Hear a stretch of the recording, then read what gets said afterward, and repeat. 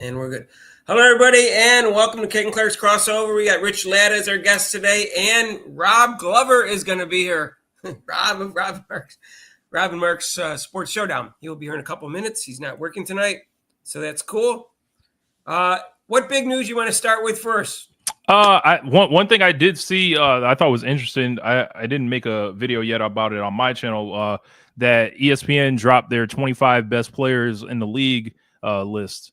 We did a video on that today. I just posted it about an hour ago. Well, look at that.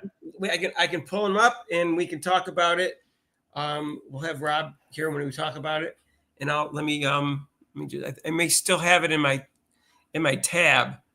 I may have taken it down, but I just get on ESPN and it's not a problem. I got so many tabs on this one thing. Okay. And then I saw the WNBA.com drop their power rankings for the preseason as well.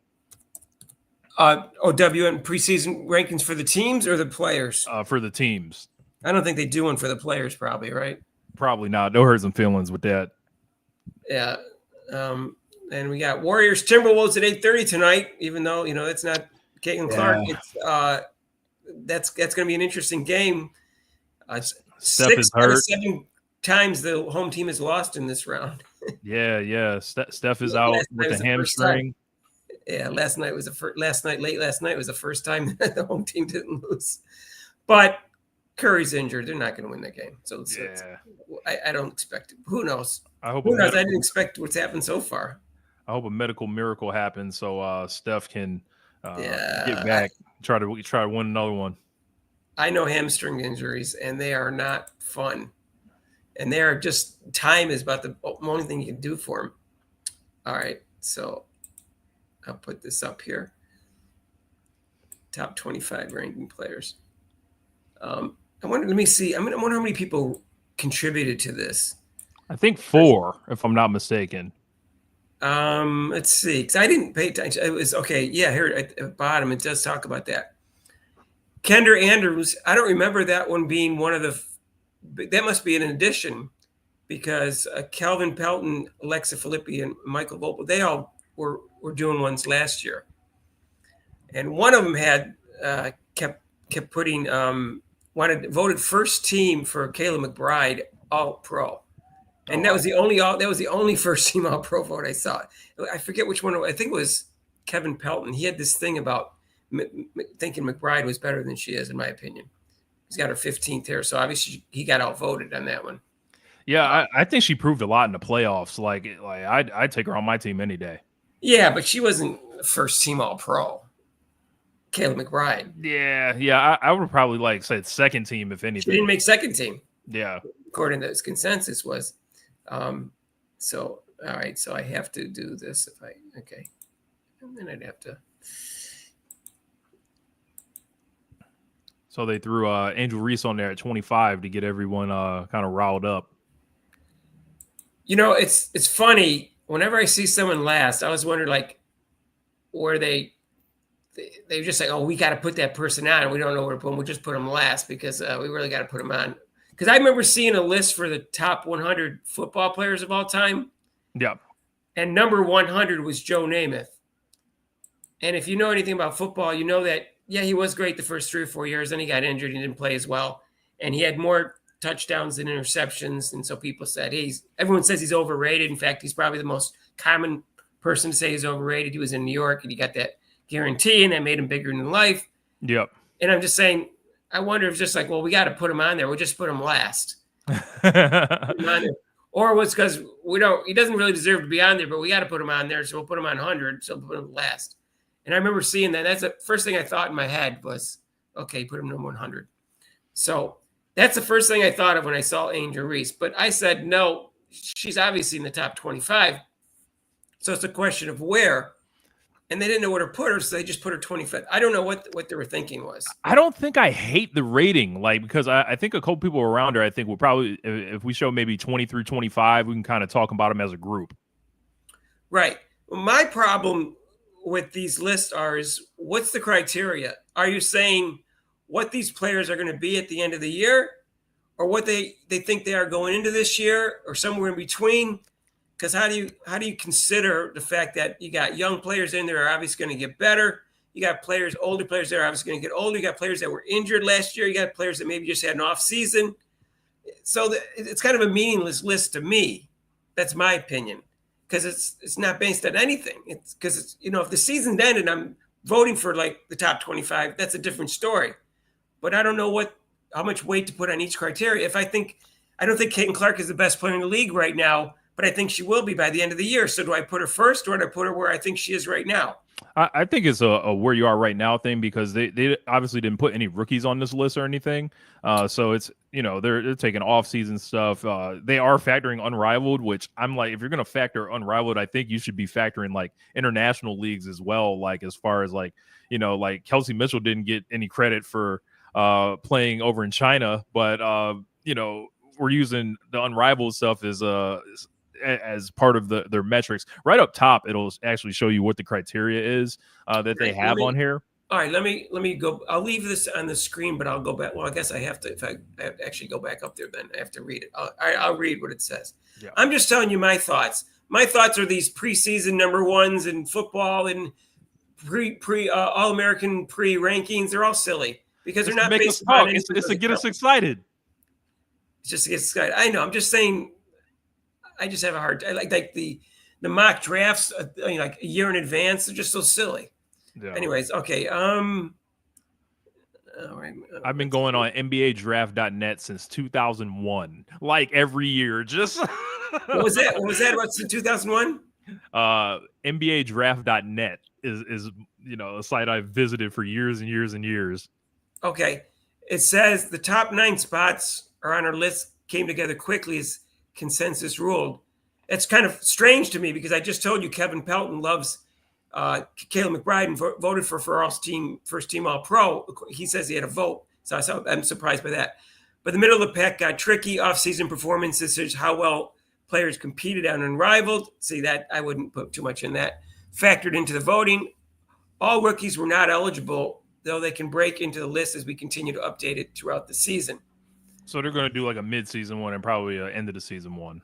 Yeah, that doesn't tell me much. Like, anyways, I did do a video on this today, but I know people like these lists, and so I will do that.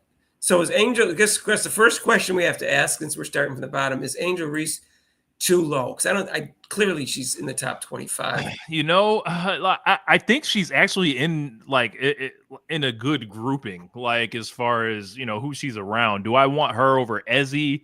I think Ezzy's a great defender.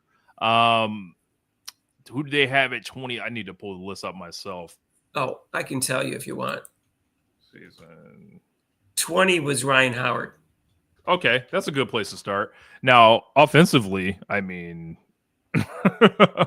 like Ryan Howard's awesome on offense. I don't think she's like a number one like superstar type option, but do we want to compare her to Aliyah Boston? I think I'll take Aliyah Boston over Angel Reese.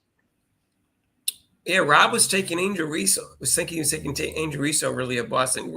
That's interesting. Rob's down on Aliyah Boston right now. There's some people in my comment section that are down on Aliyah as well. I'm just gonna go with the pedigree on that. Her being a top pick and like it clicking into gear, and also she's playing a style that doesn't naturally come to her. Like, I mean, I remember Rudy was on our first crossover show, and he thought basically she sucked and is always out of shape and fat, and he should be traded right away without even giving her a chance to gel with the team. And I'll disagree. That was never. Well, I disagree with a lot of things that he said on the first, in general, and since that he also said that Bree Hall was going to get Lexi Hall traded too. So, and I didn't specifically say for sure, but he threw that as a possibility. And I do not think that it's that bad. I think that she's inconsistent and showed up out of shape last year, obviously, and got into shape and then played better throughout the second half of the season. And my problem with her and what Rob is saying is she gets the ball in the post and she's not much better than Angel Reese in the post a lot of times. She just kind of throws it up there. Her footwork isn't that good. She has problems. I noticed that she has good games when they play against weaker teams with weaker front courts, with less experience or smaller front court people. And then she beats up on those players because she's 6'5". And then when she plays against the better defenders in the league and the better and taller defenders in the league, she has real trouble in the post because she doesn't really have that good of post moves. And also when she gets the ball, she has weak hands, weak grip on her hands, and it gets knocked out of her hands all the time. And that drives Rob and I crazy. We commented on it all last season, and she's still doing it in the preseason this preseason. So that's why he said something. You see in the video, he said he might take Angel Reese over Aliyah Boston. So I'm going to say, like, I think that her outside shooting and improvement from that will offset some of the post concerns. It won't be as reliant on her posting up, especially like with 4 people around her. That actually might help the post ups as well because they didn't have that kind of spacing last year either. If she can get more one-on-one matchups inside, I think she could be more effective. But if she I keep flashing back to the opening play of the game at preseason where she ends up in that corner by herself. If that's a shot that she's going to make all year, I'll take her over Angel Reese just for that. Yeah, I don't know how good she is in the 3-point shot yet until we halfway through the season. But I think she showed that the second half of last season that she's a very, very good passer for a center, and especially for a second year in the league. So I'm wondering, is they going to use that more and more this year with her? And because other players like Bonner and Natasha Howard can score around the rim better than her, maybe. Yeah. So we'll see. Yeah, we'll see. We'll see. Let me while I'm waiting for Rob. Here's Rob now, I guess. All right, Rob. What's up, Rob? How are you? I asked. He's got his Knicks hat on because they're up 2-0. So job not finished. Let's get it done. They're trying to send the Celtics home. So I said to Rich, what did he want to talk about first? And he mentioned this, and I said we did a video on it, but we'll talk about it more because people like these lists. So let me look at some of the questions. No, wait. Let me stop this show right now. I don't care about this. I don't care about nothing. The only thing I care about right now is my New York Knickerbockers. I don't care about I don't have a problem with Reese at 25, but it screams that they had to include her on the list come hell or high water. I agree with that. To me, that suggests to me she might have been 25, 26, 27 in their minds and just decided, well, we better put her on or we'll get too much crap. That's what it's telling me when she's 25 as opposed to 24 or 23. That's what it's telling me when I see someone on 25 and someone who's famous and famous like the Joe Namath. Reese is not 25. Reese is not 25. You think she's higher? Yes. I agree with you. And I guess again, how she finished last year? How I think she's going to be this year. I think this year she'll be in the top 20, and she may even go higher if she really improves her offense. Yeah, no, but I mean, don't tell me. Right now, she's better than Boston. And Boston was 21. Mark disagrees with you because he says Angel shouldn't even be on the list. So what do you mean I think she should be on the list. I said, I'll take Aliyah over Angel.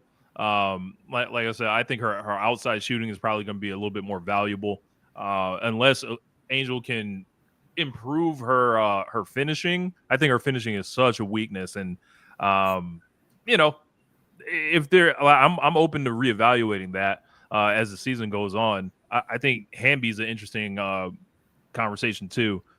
But Boston's finishing is horrible too. She has no footwork. I'm watching his 2 preseason games, and she hasn't. You think she has improved, even though she's lost weight? To me, she has not improved. She has a better outside shooting. I agree with you, Rob. Footwork didn't improve. There's an interesting comment here. I just want to hit this. Considering we already had a conversation about WNBA refs putting their fingers on the scale, I'm not sure what you mean by fingers on the scale. Why? You'll have to explain to me what you mean by that. Why is the WNBA ranking teams and players? I don't think they're ranking players. They're just ranking teams. Yeah, WNBA.com did a team rankings. These player rankings are from ESPN. I think Jero means like as far as he's trying to have a conversation probably about fixing, deciding like the WNBA finals, how it looked like. Did the league want New York to win? That kind of stuff. Was it rigged? Yeah, I don't believe it was rigged. But you don't know what's in the three refs' minds in terms of who they wanted to win. But that doesn't mean those refs were assigned to make sure New York wins. Yeah. So who was 23 and 24? 23 and 24. Okay, I'll put that on. I mean, I'm not. Like I said, I'm not jumping on. But I mean, she made the All-Star game. Izzy? She was an All-Star. Izzy or Ezzy? Ezzy Magdeburg. Ezzy and Alicia Gray. Hmm. So she's a solid player, Alicia Gray. Yeah, Alicia Gray is, and probably will get all the opportunities to score this year. So she could probably end up a little bit higher. De'Erica Hembry, she's deceptively good. She's more athletic than her movements are. Yeah, I like Hamby. The only problem with Hamby that I have is she looks down at the ball when she's dribbling. Yeah, it's Clyde Drexler. Mark, Rich has to teach my kids, like, get the head down, keep your head up, head up. Right. Well, I mean, Clyde. It's amazing to me Clyde Drexler never fixed that problem. But it should be easier now for these players because they get to carry. So they definitely keep their head up. When I played, you really had to do a crossover. Not, oh my gosh, even last night with Tatum, they get to carry the ball. I'm going, wow. Explain how Caitlin can win MVP, but she's also odds-on favorite for most improved player. Well, I can easily explain that. But go ahead, Rich. I was going to say usually most improved awards are broken as far as how they get voted for. They're broken. Yeah, a lot of people make that argument that it's just somebody that gets a minutes increase, so it's not like somebody that really jumps from one level to another. As far as like how she's a favorite for both, don't know. Well, you mean first of all, she's Caitlin Clark, and they want betting on it, and there's betting. She can't be valuable player and most improved. That's kind of. It's hard for someone who's in the top 10 to get a most improved. Right. One, period. If you're first, if you go from 10 to 2, you will. But when you go from 4 to 1, maybe. If she has an unbelievable year, I can see that. If she just improves, a good amount, no, then she's not going to win it. Somebody that's going to be at a lower level last year. That's generally who the person is. Sometimes the person is, but they usually are younger players. But sometimes it's just someone had a career. It's a dumb. Like I agree with Charlie. It's a dumb award.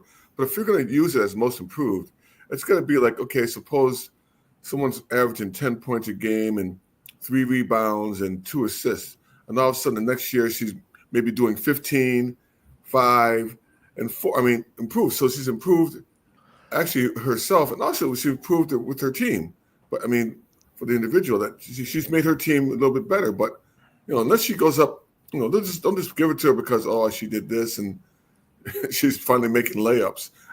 That's a really dumb award. Like someone like Rickea Jackson, I think would jump off the board. It'd be like, all right, she's going to get more opportunities. She's going to move probably into a starting role this year. Very good shooter. Cardoso is another one. Yeah, Cardoso. Right. Yeah.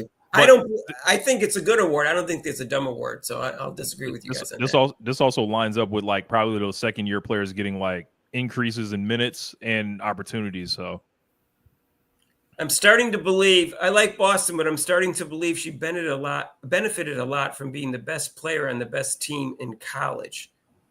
I mean, I don't know. Act Nation was saying he watched women's basketball that year. She thought she was dominant when she played for South Carolina her junior year. She got player of the year. Caitlin Clark only got 4 votes, and I think she got almost the rest of them. Caitlin Clark's sophomore year. Caitlin Clark's numbers went down her sophomore year because they moved the 3-point line back, but her passing went up. But Caitlin Clark, you could argue Caitlin Clark should have won it all 4 years. Chicks Dig Scar podcast thinks Caitlin Clark was way better than Paige Becker her freshman year. I don't agree with them at all, but I thought they were comparable her freshman year. So you could argue she should have won all 4 years, but non-Caitlin Clark fans would say you're crazy. Not retro. Pardon me? I was just saying hello to retro. So I think we should go to Ryan Howard, Jewel Lloyd, Skylar Diggins, and Griner. So you want me to go down this list now? Okay, go to this list. Yeah. Right. So, I just saw some questions. All right, let's go. Jewel, go ahead. Say what you want to say.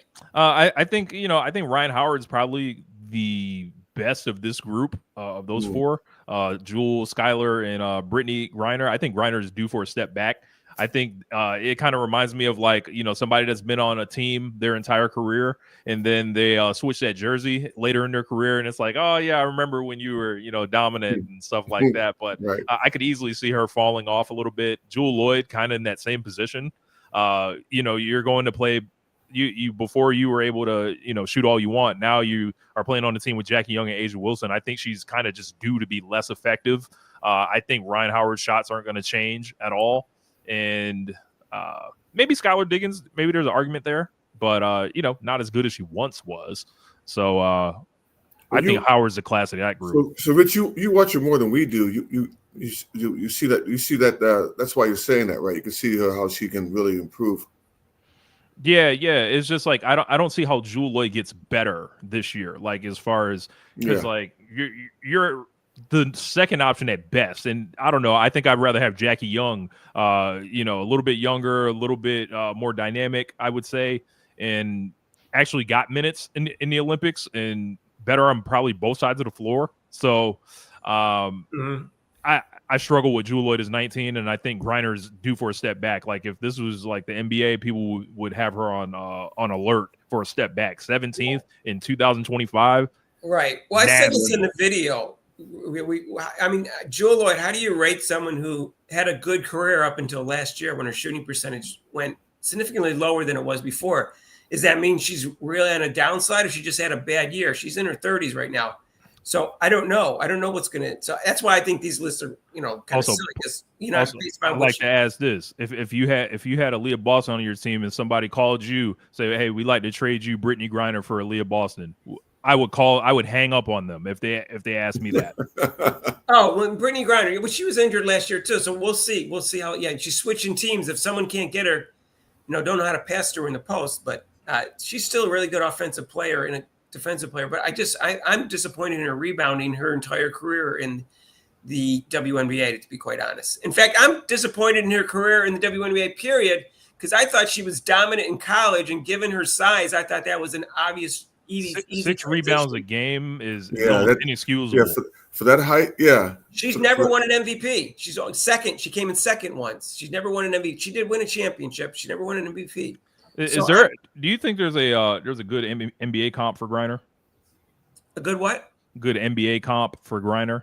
Comp? Yeah, like comparison, like historically. Oh, an NBA comp. Oh, and. I'd have to. I'm sure there is, but I'd have to think about it. One that like a Ralph Sampson or something. Yeah, Ralph Sampson was. Yeah, actually, I did think of that, but that was. I think it told him about dribbling, but yeah, Ralph Sampson was 7'4", right? Yeah, he was 7'4". He was bigger than everybody. Very dominant, but he wasn't as dominant in the pros as he was in college, and he also was kind of stubborn. He wanted to be a guard half the time, like he wanted to dribble instead of going towards his strengths. That was maybe she's like more like a Rick Smits, maybe. Rick Smits was really good at Rick one Smits point. Was good. I think Rick Smits was good. He was consistent. He rebounded. He helped. I mean, I think he helped the Pacers a lot. So just one commenter, Gerald said the same thing about Angel that I said about Boston, that she doesn't play well against good defenders.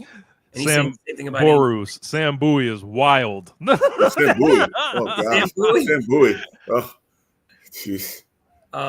I'll give you one. Let's see what. Oh my gosh, the guy. Oh, I have to think of his name there. He played for the Warriors. You guys, freaking Joe Barry Carroll. Yes, that's what I think she is. Joe Barry Carroll. Well, she did better than Joe Barry Carroll. That's interesting. She was second in the MVP. Barry Carroll.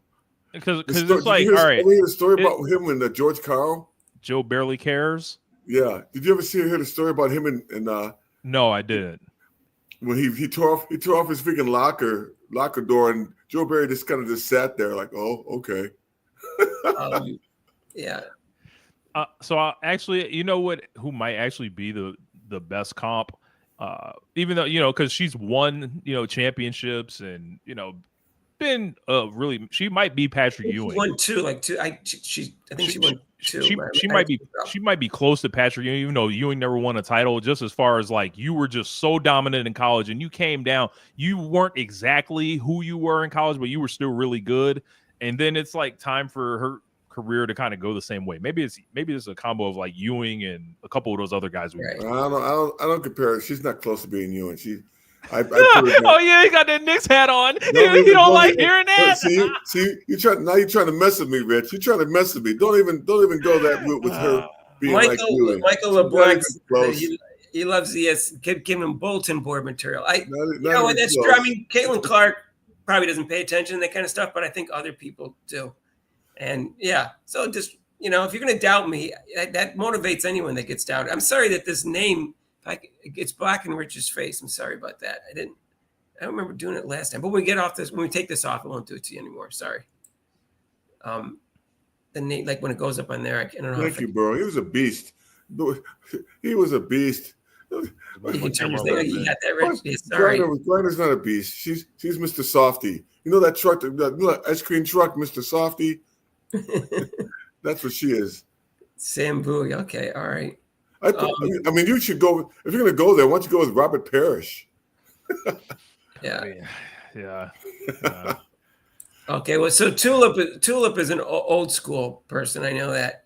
She in her prime, she was a beast, but she never won an MVP, and she won 2 Player of the Years in college, and she won a championship, and she almost won 2 championships. But they got upset. It's like, is the question is she just tall historically? Like that, I don't know. Well, she does have a nice touch on her jump shot around the rim and everything like that. So there's more to it than that. Yeah, like I'm actually excited about like what she can do as far as like if she keeps showing an improvement in the in the 3-point area. She's on the perfect team to do it, and she'll probably be able to extend her career a little bit.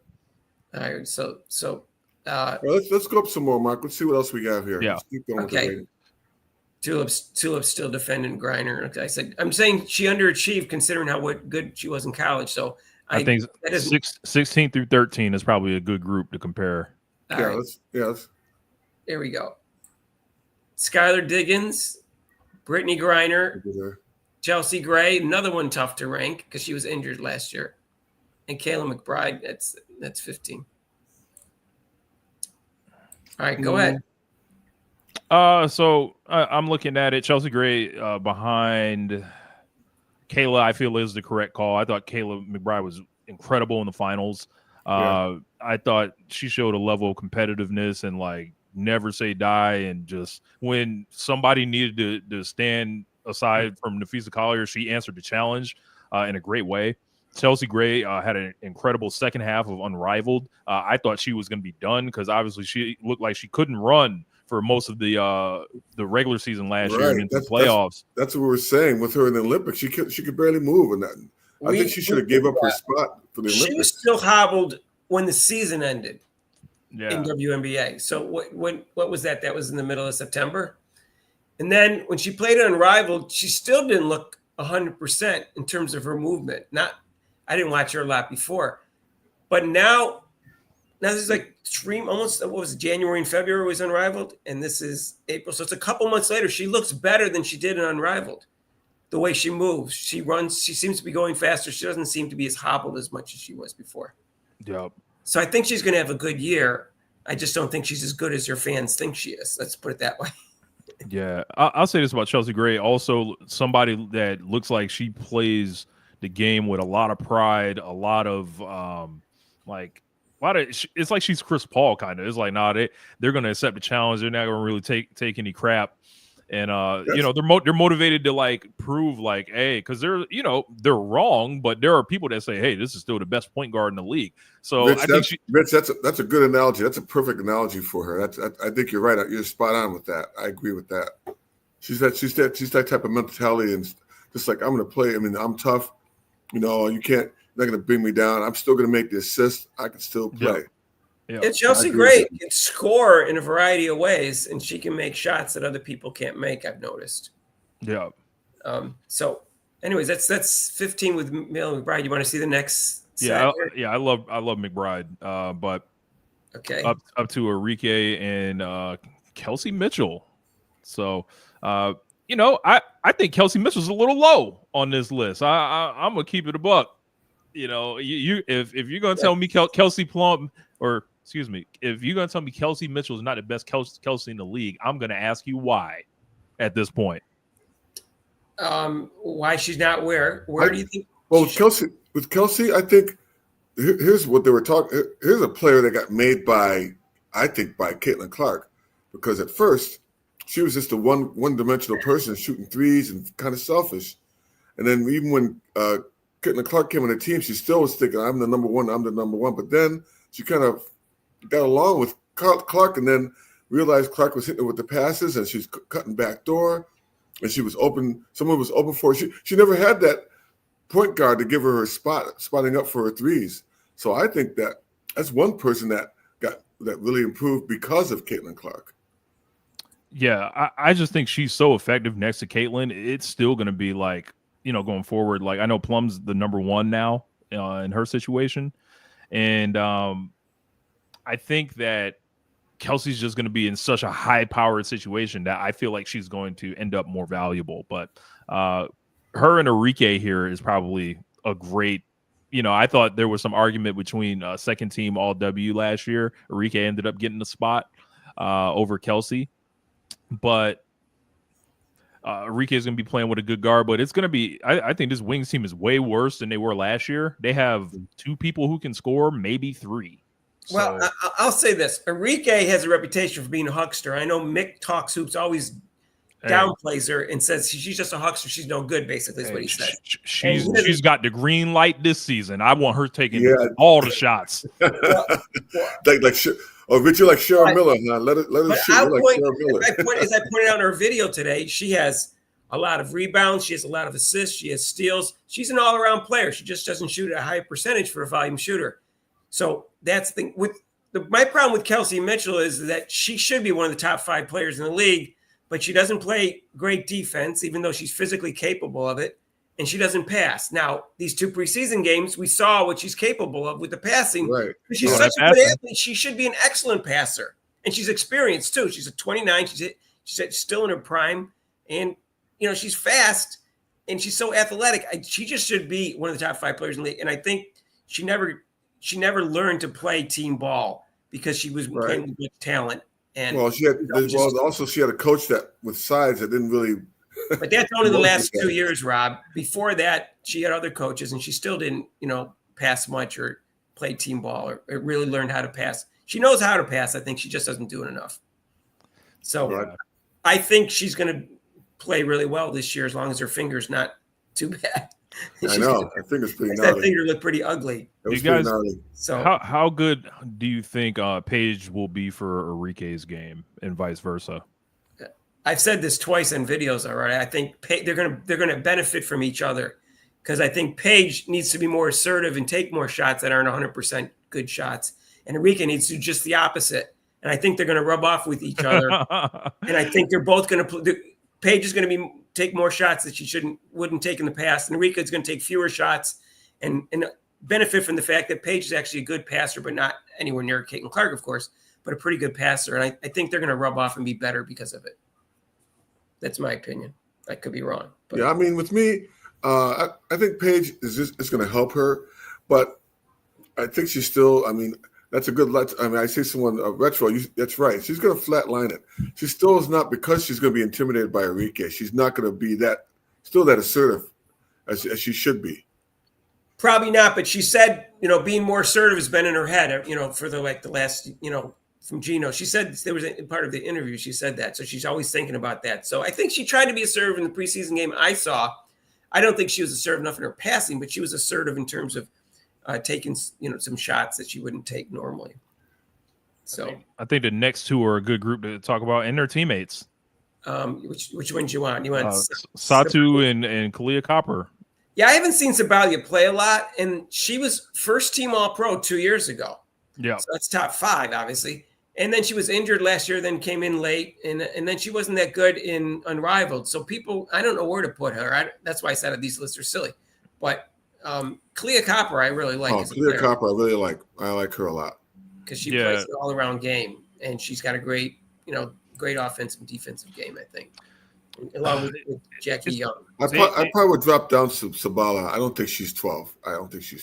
So they've got 3 players in the top 12, the Mercury. That says a lot. I just worry about the rest of their team. I think they're going to be it's like how some of these big threes in the NBA are kind of ironically like Phoenix, where they've got a 3-4-5 there. I think their guard rotation is hit though. Like I think they just need to give the ball to Alyssa Thomas and have her make all the decisions.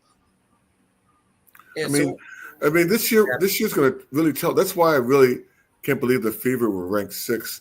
Their bench. I mean, you got 5 people that are definitely going to impact, but then coming off the bench, you got 4 people who would definitely start on other teams, and it's just made the Fever so much stronger.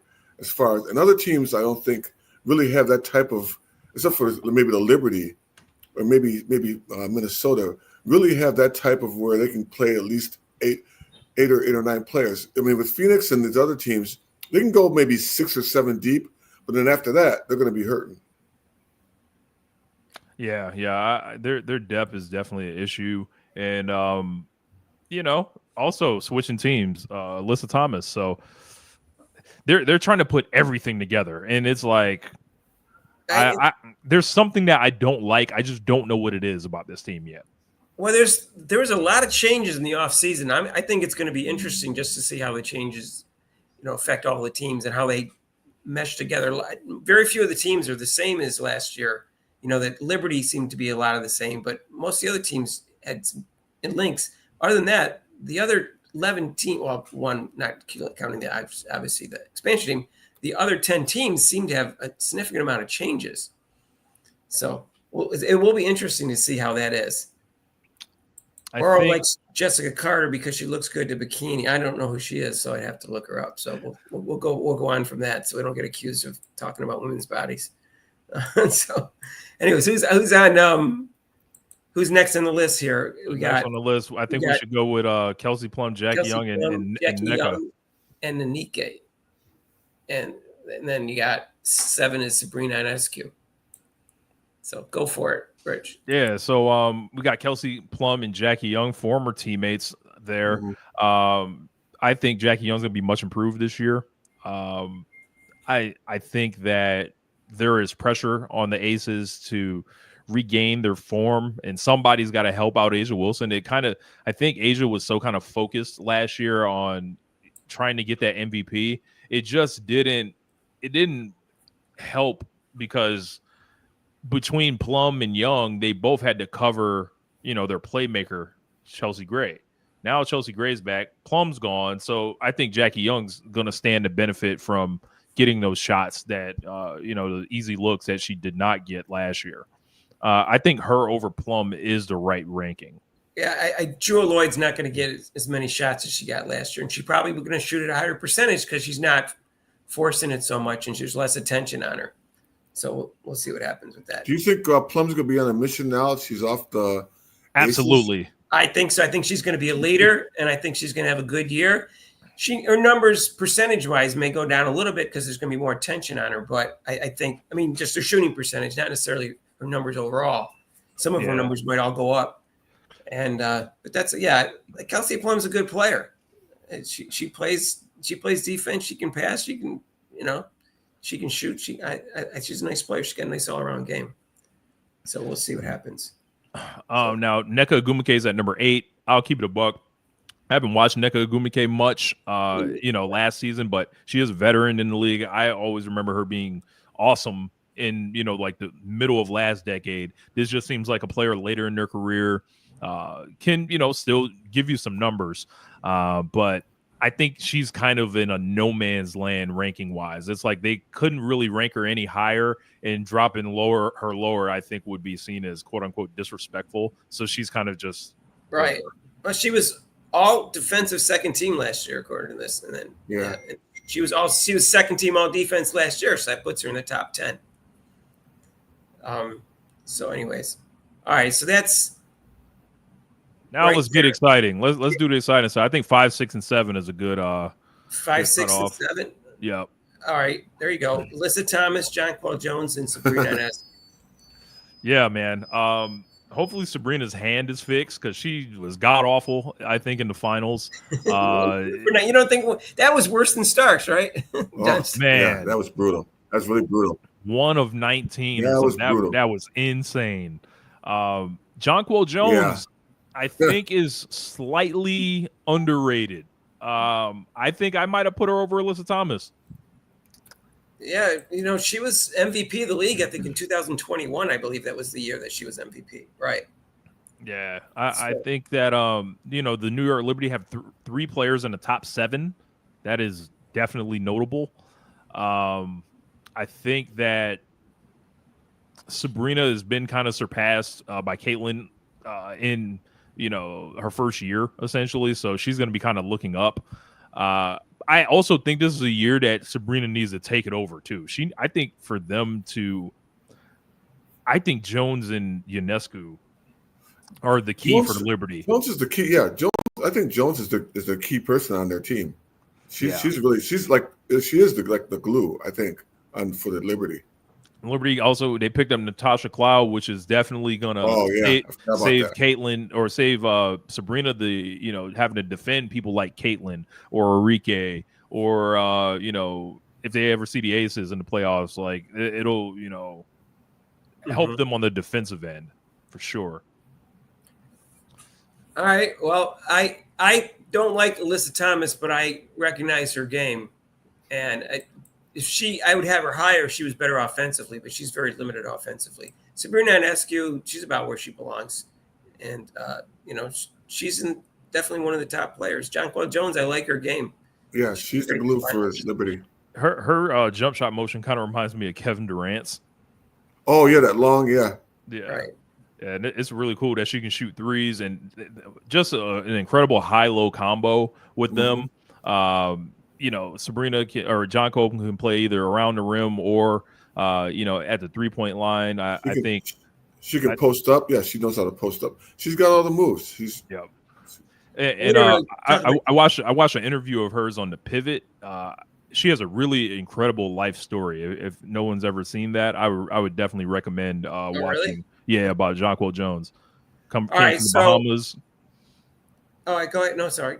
Yeah, she came from the Bahamas. She ended up moving with a high school coach when she was like 14, and then took the long way up essentially. Okay. Well, number 4 is someone that you might know who she is.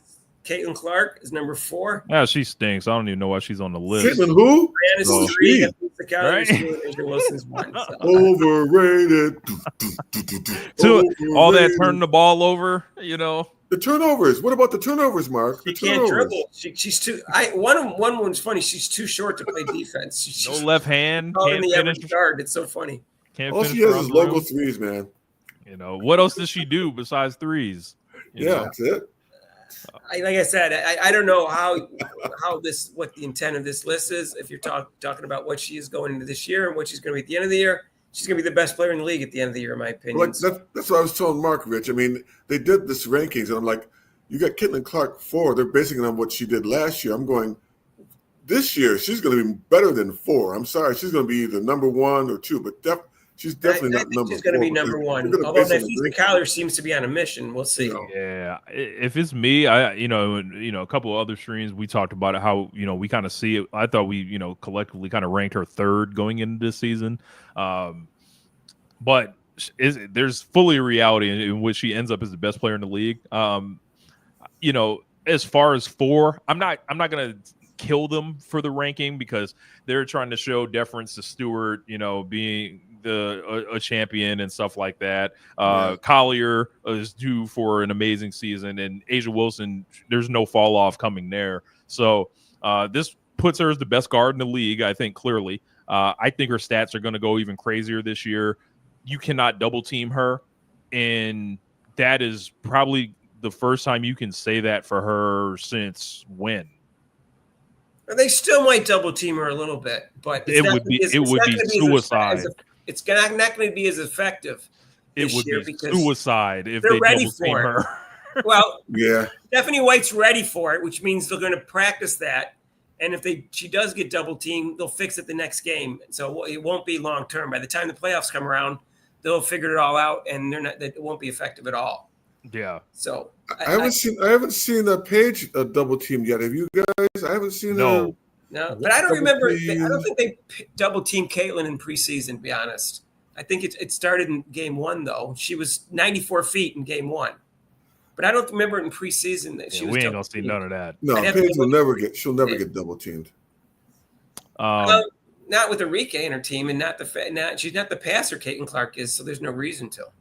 And she doesn't have the 3-point range that Caitlin Clark has. I think Caitlin's going to continue her one-woman assault on the WNBA record books and really have us asking questions like, who was in this league before she showed up? Like, because some of the stuff that Caitlin would do that would get picked up from these Muse pages, and they say, hey, this is the first person with this stat line, and it's almost like, how has this never happened in 27 years? And then it's just like, we keep trying to tell you this is a generational player, but people just don't want to get with the program, apparently. So no, there's 7 generational players, Rich. Stop it. Everyone's a generational player. Yeah, I was just going to say. I counted. I actually counted. You're a generational player. You're a generational player.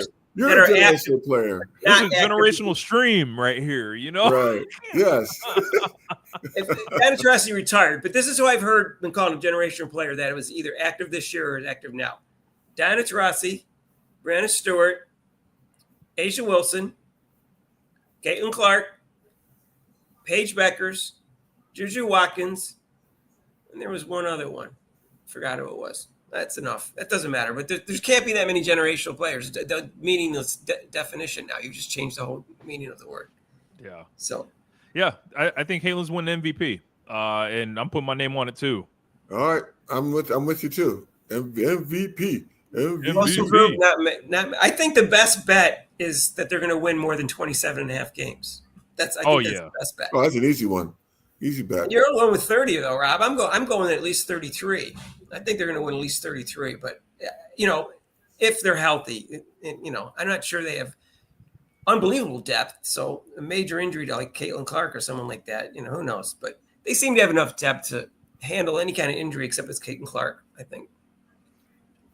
Yeah, well, I mean, I think with the Fever, like these past 2 games, some people were like, they'll definitely win 30.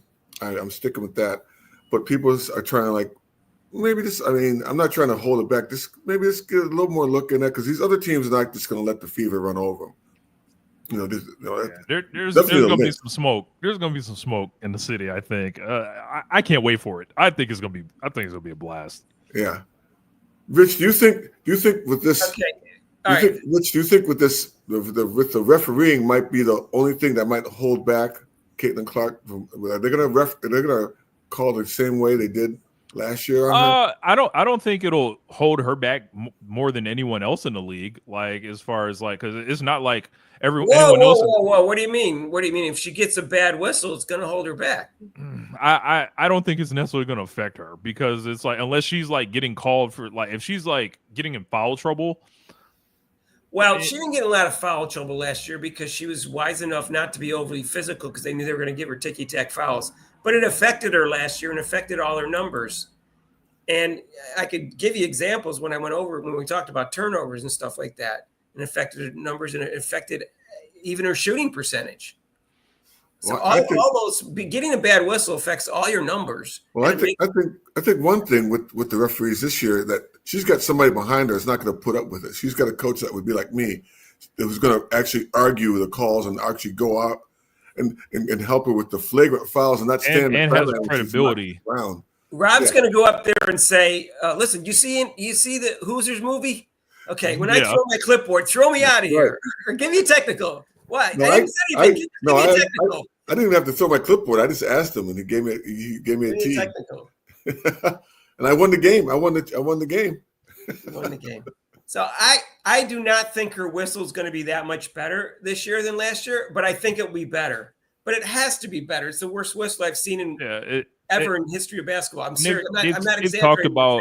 They've talked about a lot of camps that they've sent referees to. So I think the refs are going to try to send a message at least early in the season. But I don't know. I kind of like. Rich, camps doesn't take away a ref who has an agenda or not being objective. That has nothing to do with it. And they could see it. It's not hard to see some of these fouls. They ignored it because it was Caitlin Clark. The camp doesn't help any. The definition of a foul doesn't change. They know what it is. It's pretty simple. The other stuff where they got wrong, where they were bad, just bad refs in general. Yes. I'll say the only thing is, while I guess I look at it like Caitlyn didn't get a lot of love, but they just had an entire WNBA finals that was just marred in referee controversy. So this is a league wide issue. I feel like. Yeah, I mean, Mark, like I said, my dad was a referee 25 years, and I reffed, and they do go like these camps. They're only good up to a point. I mean, they actually get out there and they get graded. So with these camps, hopefully they'll grade the right referees and bring them up, or the other ones should be like, okay, you're not that good. So that's the only thing with this camp. The camps are actually they rate each other, or they have people like my dad. After 25 years, he was rating the players, and rating the referees. Right. And so it helps. But I mean, the only way camps help is if there's like maybe a new rule. But I don't see any new rules put into the WNBA. The main thing is just be like I was telling Mark earlier today.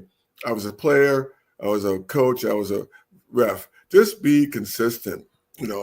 My thing was don't reach, and I would tell the players, I go, don't reach or I'm going to call it. So at least it's like when you have a kid, they know how far they can go with you. So if you tell them, if you do this, this is what's going to happen. So that's what you have to do. Rob, that's why I say that if they call it tighter, so if someone complain that it's going to be a bunch of fouls, I go, yeah, at first, and then they realize they can't get away with it, and they'll stop committing those type of physical acts, which I call fouls, and it'll clean up the sport. But they need to call it tighter, and I didn't really see in the preseason that much tighter. But I mean, just the Sykes one should have been a flagrant 2 immediately. You can't have people push people into the ground and allow you just say, well, this isn't happening anymore, and you're out of here. And that's someone said I took this down. I didn't take that down too fast on purpose, but all this stuff is, Rob and I have said this on videos, that all the things that she went up against last year, which is why her last year was so amazing. Everything was against her last year, and we all know that. And this year, a lot of that's taken away, but not all of it, because if the refs still have an agenda against her, you can't do anything about that. But I think in terms of having a better coach, having better teammates, being rested, all that stuff is true. And will she get less physical abuse if the refs protect her, if the league protects her? Like when Kennedy Carter won, should have been a flagrant 2, should have been upgraded to flagrant 2, and she should have been suspended for the next game. That's an off-the-ball foul. You just shoved someone in the ground. You can't have that. So other times she got hit in the head, and there was no calls whatsoever. So unless the refs do their job, she's still going to have that problem too. It'll make it better when she whoops up everyone's butts. It will, but they don't want this the whole team. Like you saw Boston more eyes watching even against A'ja Wilson, because they don't want this team to win. Speaking of A'ja Wilson, we had our top 3 players. So number 3, they had Breanna Stewart. Number 2, Napheesa Collier, and number 1, A'ja Wilson. Right. There wasn't much to talk about there. That was the MVP voting. So, Yeah. Yes, Breanna Stewart may not be up there anymore, but let's give her a chance to prove herself.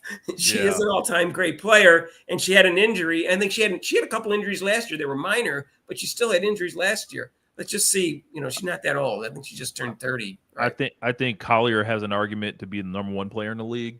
She's another one that's gonna be on a mission. She's ready. She's ready. Like she put Stewart in jail in a lot of the finals. She contributed to at least 2 very poor games for her. I think she was the defensive player of the year last year.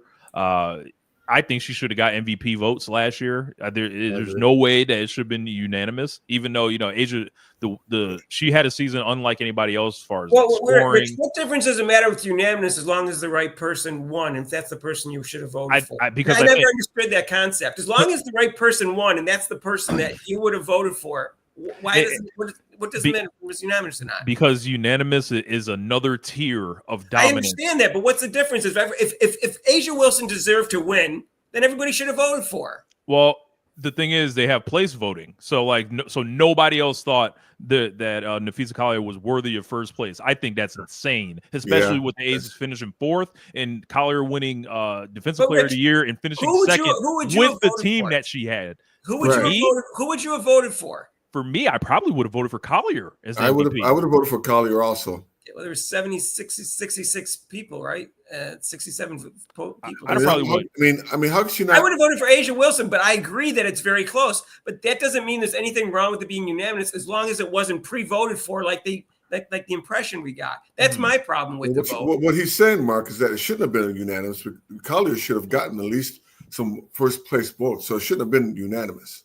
Because like unanimous, just for me, that feels like you're so far in front of the competition that there's no debate at all. I think there was plenty of debate. You're like Cal Ripken. I mean, Cal Ripken didn't even get unanimous. Somebody voted. I know Michael Jordan didn't unanimous either, and I didn't lose sleep over it because as long as he won when the years he should have won, but he didn't win 4 years that he should have won. So that's what bothered me more than the fact that he was unanimous. I understood that. Like 1 year he got 96 out of 98 votes, and 2 writers from Portland voted for Clyde Drexler. Yeah, it bothered me a little bit, but he won. So was he unanimous? Did that make the award any greater for him? No, it's still the same award. People get, I mean, Steph got the unanimous in 2016. Shaq should have got the unanimous in 2000, but someone I voted think your for Allen argument Iverson. should be that Asia Wilson didn't deserve to win, that Nafisa Collier did, as opposed to that should have been unanimous. That's your argument. That's the argument I would make. I wouldn't make, she should be unanimous. I said she shouldn't have won. I think Nafisa Collier should have won. So that's what I'm saying. I just think for Collier to not summon a first place vote from somewhere is crazy. Right. That's what I'm saying. That's what I'm saying. I agree. They voted ahead in this. They voted when the season. I don't know what they were watching or what they were looking at, but like you said, like that might have been predetermined. But that's crazy for her not to even get one first place vote. That's crazy. Yeah. Okay. Anyways, that's that. I don't get upset. I don't get obsessed with whether it's unanimous. I'll tell you this. Well, how about this? How about the Rookie of the Year vote, Mark? No, but because that one should have been unanimous. We know that, right? Been unanimous. Right. And if I was in charge, I would have taken that person that voted for Angel Reese wouldn't vote next year. And there were some other people also that had weird votes, like Kelsey Mitchell was 3rd and 5th in the MVP voting. I guarantee you those people didn't vote for Caitlin Clark in the MVP voting. Anyone who didn't vote for Caitlin Clark in the top 5 in the MVP voting, I think had an agenda. Well, it was already, I mean, but that one, not giving her MVP, yes, I would have taken the vote away the next year. That's why I think they've done this since I think I read 2000. I asked ChatGPT. I think it was 2003 or 2. They decided to make the NBA voters public, known to people, and their votes. Yep.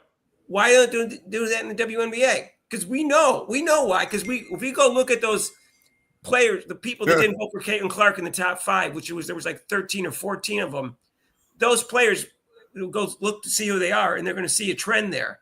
And I'm not going to say what the trend is, but you know what the trend is. Well, you know, some of those judges were submitted from ESPN, definitely, because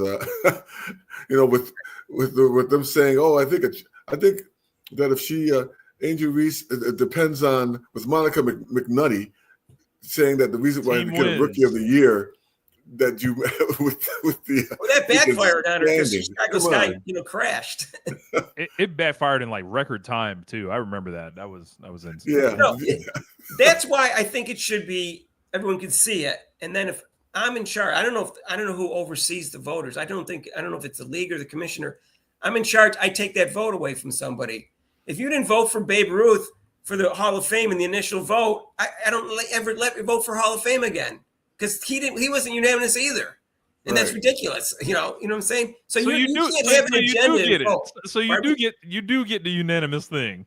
Yeah, no, he does. I don't get it the way you're saying. I'm only saying no, that's a different concept. We got him, Rob. That's a different concept. Your argument is that Asia Wilson shouldn't have won. That's your argument, not that it shouldn't be unanimous. You're still missing it, Mark. He's not. I don't have a problem with Wilson winning it. Right. I just wouldn't have voted. You do because I would have probably voted her second, but a second place vote still contributes to winning. Right. That's the thing.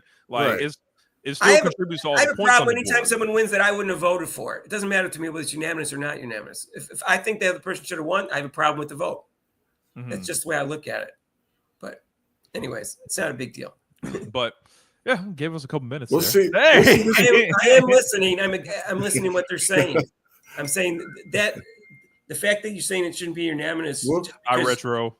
Yeah. So which is a different perspective. We'll see I want to see the voting this year. I want to see how this is going to be interesting. Like, it's going to be great. It's going to be great this year.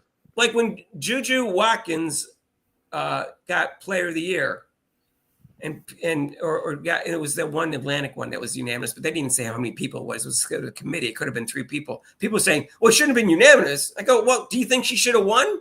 And if the answer is yes, then you shouldn't be saying it should be unanimous. Now, if you just want to say she shouldn't have won it, that's fine. I would have voted for Hannah Hidalgo. That's fine. That's your argument. The argument is the other people should vote how I should vote. That's what you're saying. You're saying these other people should have voted how I should have voted. That's what you're saying. I don't think that's a good argument. Mark, you're still not getting it. No, that's not what we're saying. No, I get it. You don't get what I'm saying. No, but you're not listening. Like she said, you're not listening. Well, the thing is, I know exactly what you're saying, Rob. I'm saying I have a different perspective. If it was one vote for one player, like, and there was no ballot as far as a first place vote, second, third, fourth, fifth, I think Mark would it would be more like that. It'd be like, oh, right. It just needs to be A'ja Wilson, one person, one vote, and then at that point, it's like, oh, okay, I think you got to reconsider. But the fact you can use your votes in a similar way to feel like you need to reward somebody, I think that weighs in, and also for it just to be 100% across the board for A'ja Wilson there, I think was just for 76 voters or however many were 67, and not a soul was like, you know what? Yeah, the defensive player of the year can't get a vote, and they got a better team with less help. Right. That's what you're saying. I mean, so you get the list. You get a list of the players. I don't know how many. So you got Wilson, Collier, Clark, like that. So you sit there and go, you check. Okay, I'm a voter. Well, I think I'm going to put Collier 1 and Wilson 2. So, like you said, it adds up. But does not mean that. It doesn't mean that I don't think. Wait, Mark. Mark, wait a minute. Let me explain the concept differently. Wait. One time, Mark. Wait, one time. Right. So let me finish. So that doesn't mean that I don't think A'ja Wilson is an MVP. I'm just saying with my certain vote, with all these players on my card, I'm going to pick this person first, this one second, this one third. But that doesn't mean that I don't think A'ja Wilson. I just think I would vote for this person instead. You would have voted for who? Collier. Okay, so then you mean you wouldn't have voted for A'ja Wilson? Yeah. I did second, so it accumulates. He shouldn't be unanimous, though. It shouldn't have been unanimous, like you said. No way. No way. 76 voters put. Let me give you an abstract concept so you can get what I'm trying to say. Let's say it's clear that someone should win in your mind, and it's not unanimous. Does that bother you? Oh, say that again. It's clear that somebody. Let's say it's clear that Michael Jordan should have won over Clyde Drexler, and it's not unanimous. Does that bother you? No, I don't care. Yeah, it doesn't bother me. It doesn't. No, because I already voted who I wanted to vote for, but it doesn't mean that my person is going to win. But so why is it bothering you that it's not unanimous then? No, you're not getting with the concept of unanimous means all those 76 voters, like Rich said, they put A'ja Wilson first and didn't even consider Collier, who was Defensive Player of the Year. They put her second in their voting. She was second, and every voter gave her second except for one. They got Breanna Stewart was second, which was a joke. But that's a joke. They just said no, she's better. That's all I'm saying. Look, sometimes it's like a tie in my mind, and I'm saying, okay, that'd be really strange for it to be unanimous when I think it's like a tie. But if I think someone clearly should, I think it was clear in my mind A'ja Wilson should have won, even though Napheesa Collier, you can argue, was really close in some ways. I still think it was clear that A'ja Wilson should have won. So I don't care that it was unanimous or not unanimous. She won. It's I don't know why it bothers people so much with this unanimous or not unanimous. If it's not clear, like it's a tie, almost these are equal, then yeah, sure, that'd be really weird. And I would say I would agree with you. I'll say, but it was obviously they wouldn't drop the voting totals if it didn't matter. That's the only thing. I want to see if they're going to put the people who voted on this year. No, not a chance. Not a chance. What'd you say, Rob? I said I wonder if they're going to put the people who voted on this year. I would love to see that. Put them on who voted. What do you mean? Put them on? Like you said, they know. Drop the names public. Make them public. Well, they're obviously not going to, but that doesn't mean they won't do it this year. I mean, they haven't said they wouldn't. I would love that. And would that keep it honest? Yeah, for the most part, yes. Some people wouldn't care. But then as soon as you see someone vote for Angel Reese for Rookie of the Year last year, there'll be a petition to get that person off, which is what you want.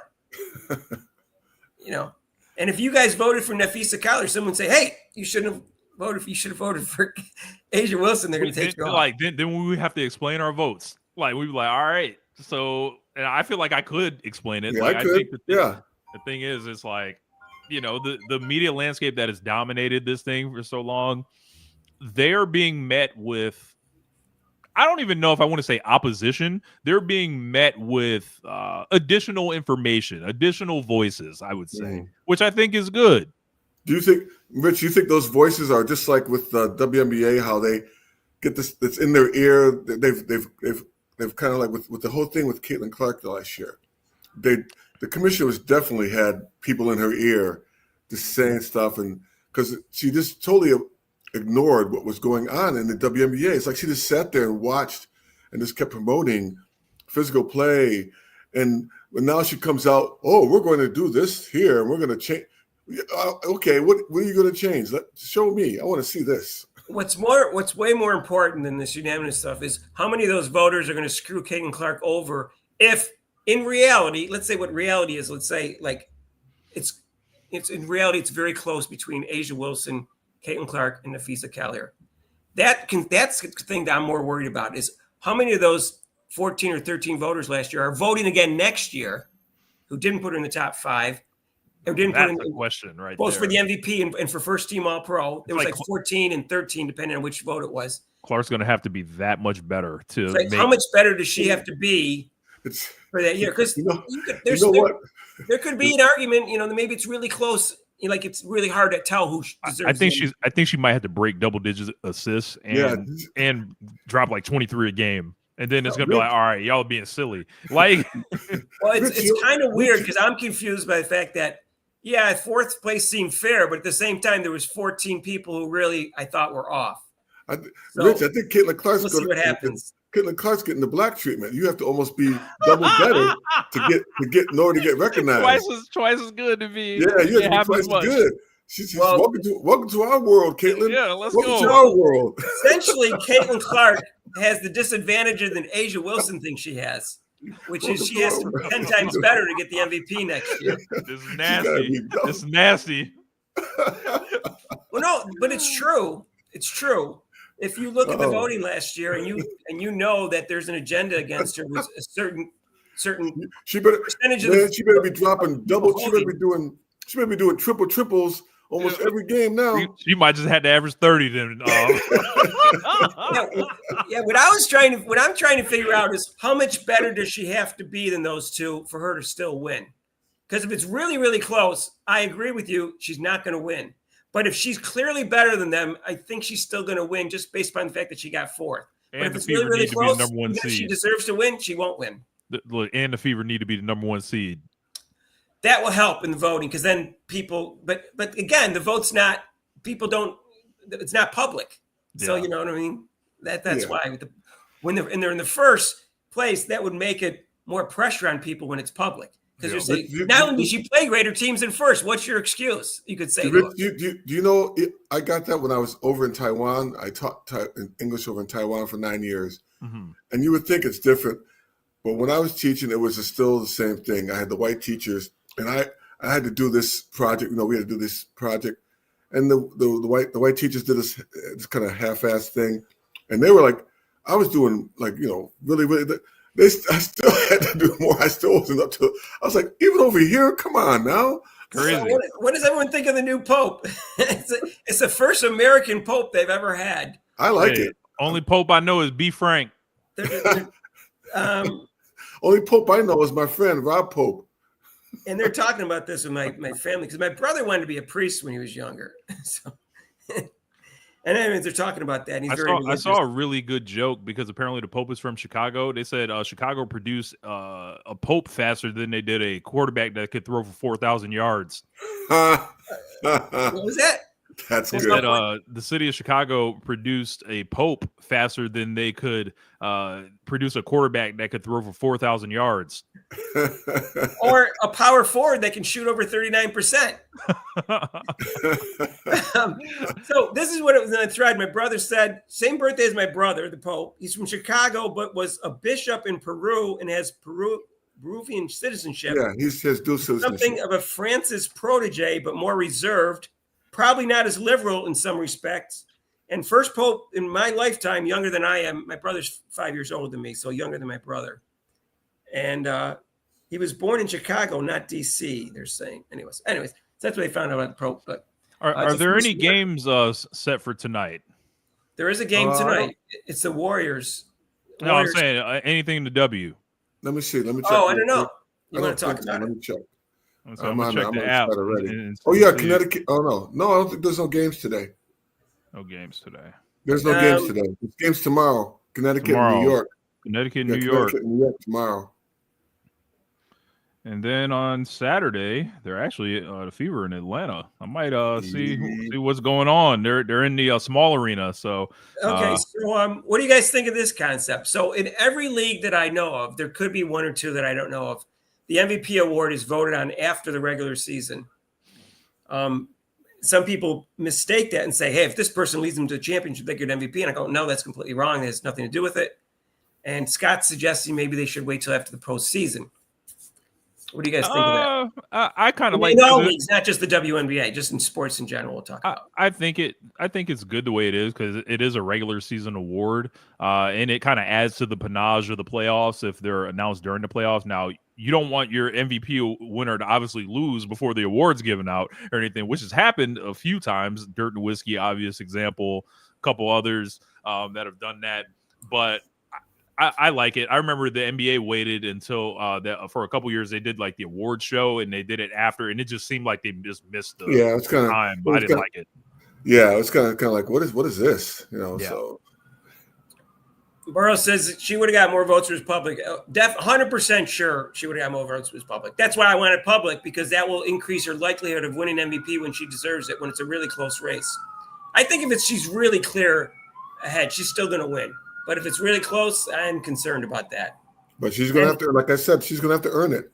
She's going to have to earn it. Is there voter fatigue? Is there such a thing as voter fatigue when someone's only won 1 year in a row? According to L. Duncan, there's voter fatigue when someone's only won 1 year in a row. Right. As long as L. Duncan's on that, I bet you she's part of that committee or that voting thing. There's somebody at ESPN that's in there. So she's got to earn it. It didn't stop Larry Bird from winning 3 in a row.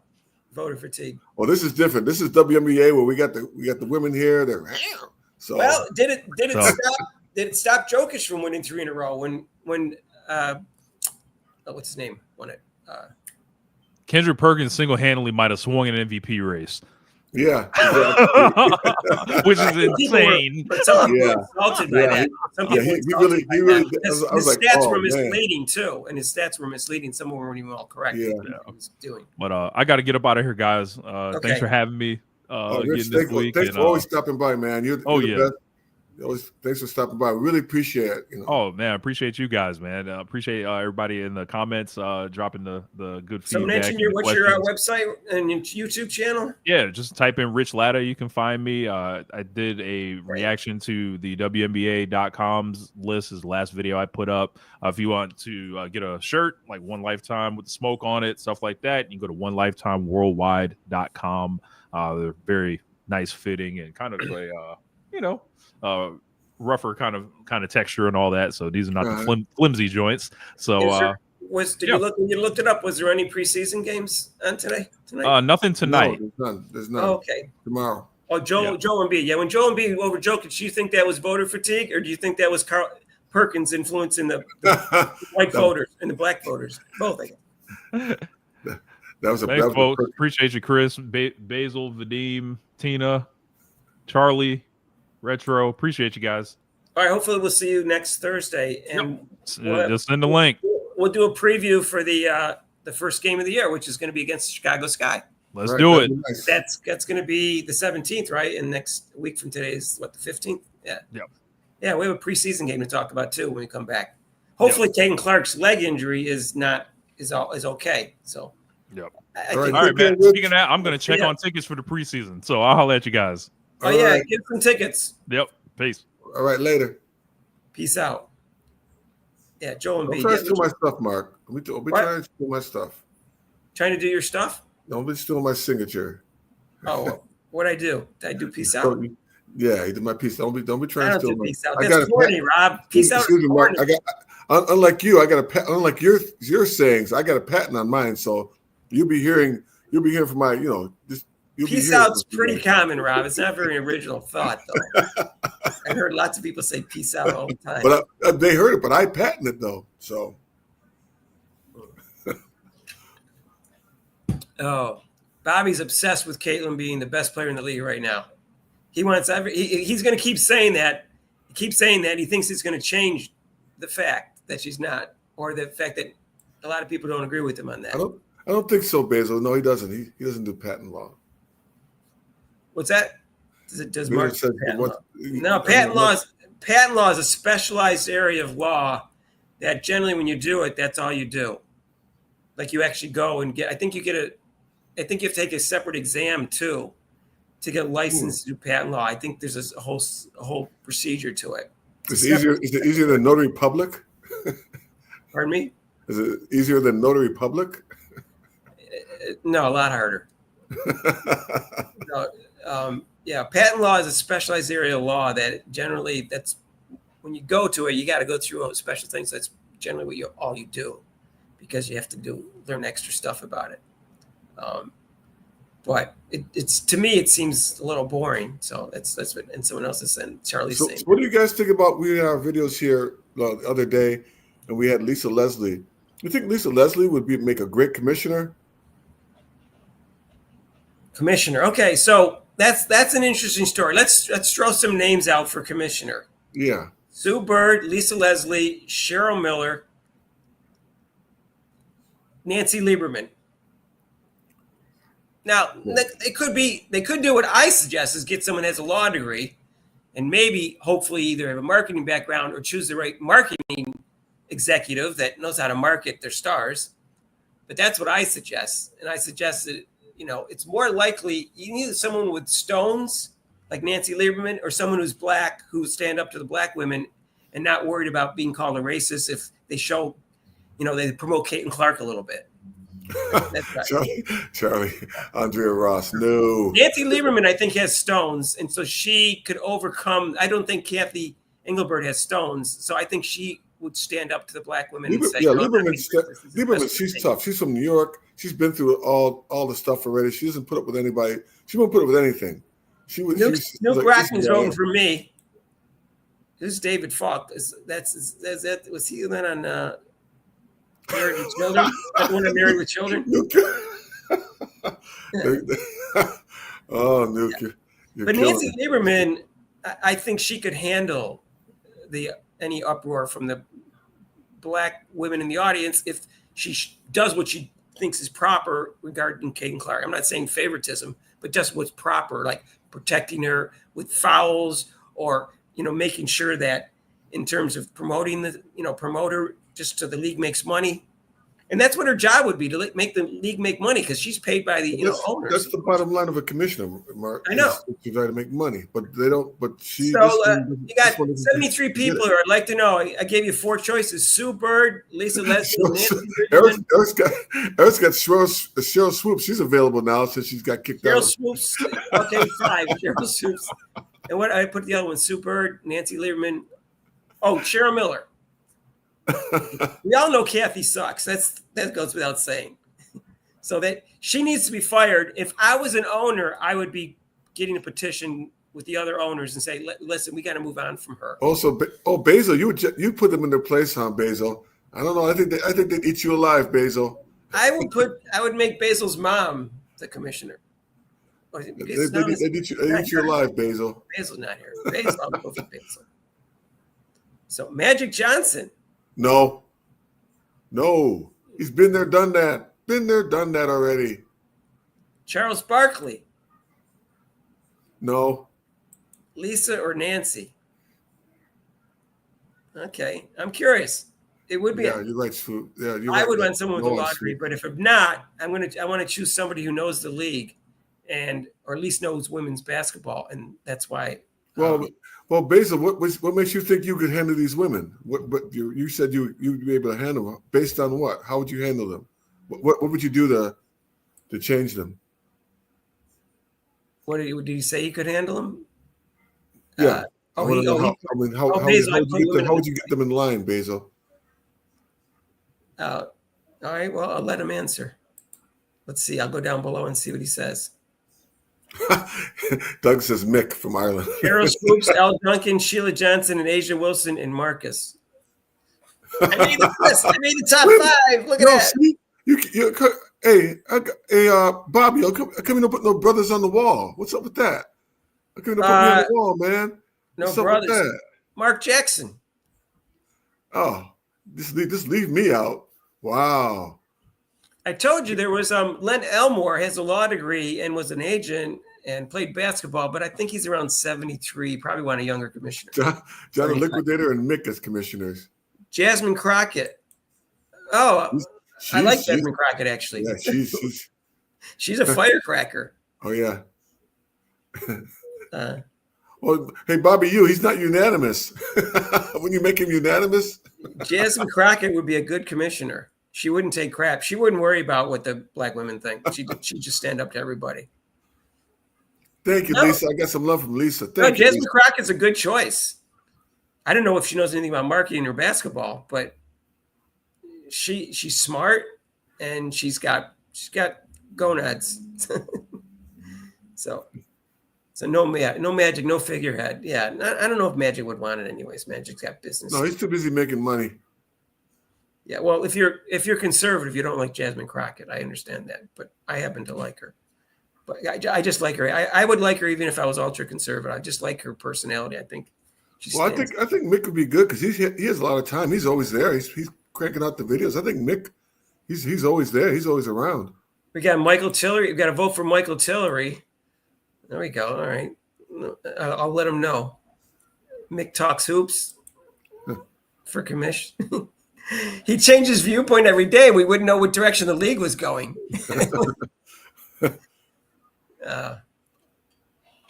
So, Basil, how would you handle these women? I still haven't heard from you. How would you get these women in line? Larry Bird. Yeah, Larry Bird would be a great commissioner, but he wouldn't take it. I agree. No, I don't think Jasmine Crockett is anti-white. I don't believe that at all. Well, it's not true. No. It's not true. There's no indication to me that she has a racial agenda in her viewpoints. You might not like her because she's liberal and you're conservative, but I don't get that impression at all. Let's see. He'd do ever 180 degree difference than Crockett. Well, then you'd be a bad commissioner because she'd be a good commissioner. If you do 180 degrees from what Kathy Engelbert does, that would make you a great commissioner. Yeah. Now, if you're talking about, if you do about Kathy, yeah, I'd have you in there, Basil. So that's.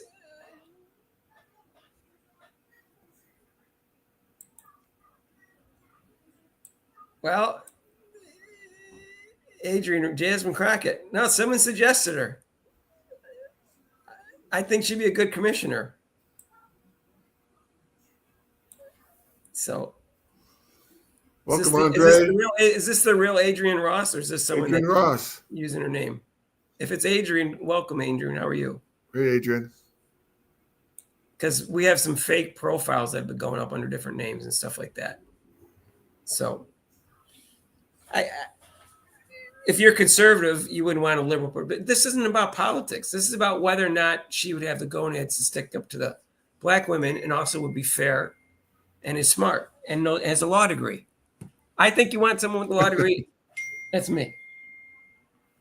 But I've the best commissioners in my lifetime all had law degrees. The best commissioners are ones that know something about sports, but don't have any kind of agenda. This is going to follow. The bottom line is they want to make the league better.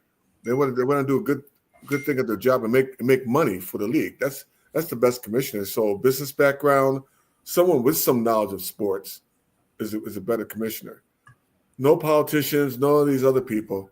Come on, I'm serious. She would be good. He was joking, but I'm serious. Okay, so you don't need someone from politics to be in there. In fact, you don't want someone from politics. Well, Eric, not everybody hated Commissioner. I mean, Adam Silver's horrible, but I can make him even more upset. Instead of I would vote for what's her name? Marguerite. No, Marguerite. You know who? Yeah, Marguerite. The one from Georgia. No. When she said butch blonde beat body or whatever, that was freaking hilarious. That's what she won me over. Okay. Anyway, let's get off this politics, you guys. What are you doing? Oh, yeah, AOC. AOC should be commissioner. That would really make the conservative people. No politicians. Look, no. Okay, we're gonna make a rule here for commissioner. No politicians. That's it. No. We want no politicians. That's it. I think Nancy Lieberman is my first choice. I think Shira Miller would be fair. I don't think she wants that type of situation, but Shira Miller would be fair, and so she'd be fine. No, I don't politicians. Think people want Sue Bird because she's got that Connecticut. Here's the thing: people are all concerned that Sue Bird's going to put all Connecticut people on the team. That's what's going to happen. So, no, I don't want to hear anybody. No politician for me is going to be a good commissioner. I don't care who they are. Sorry, doesn't matter the black, white, green, whatever. Any politician, they're all horrible. So, we're not going to put anyone who's in politics. We're going to put somebody who knows sports. She might know sports. They put a politician on the Condoleezza Rice. She was on the committee for the college football committee. She got on that somehow. She convinced. You guys are killing me. Oh, you guys! None of these people. I know you. Now you're all just joking now. Holly Rowe, Hall of Famer Holly Rowe. You got to call her Hall of Famer. Yeah, she's gonna be Hall of Famer. Yeah. Well, anyone with a brain is going to put Caitlin on every team. So does everyone think Sue Bird is perfect for the Olympics? That was a good choice. I know she's perfect, Rob, but because of the Connecticut connection, but she's a good choice because I think she's fair. And she has a realistic viewpoint of Caitlin Clark. Yeah, that's my view. There's no perfect person. It's always going to be so. She has that Connecticut. There's no perfect person, but Sue Bird was the right choice, I think, for the Olympic committee. She'll be afraid to put too much Connecticut people on the team because she'll be criticized for it. So I think that people get her. All right, now we're going to put the Supreme Court Justice as the commissioner now. Nah, take that down. No politicians, no. Yeah. Rebecca Lobo would be fine, but she's got a good broadcasting career. Ryan Rocco. I'll put Vadim. Vadim, you're in there.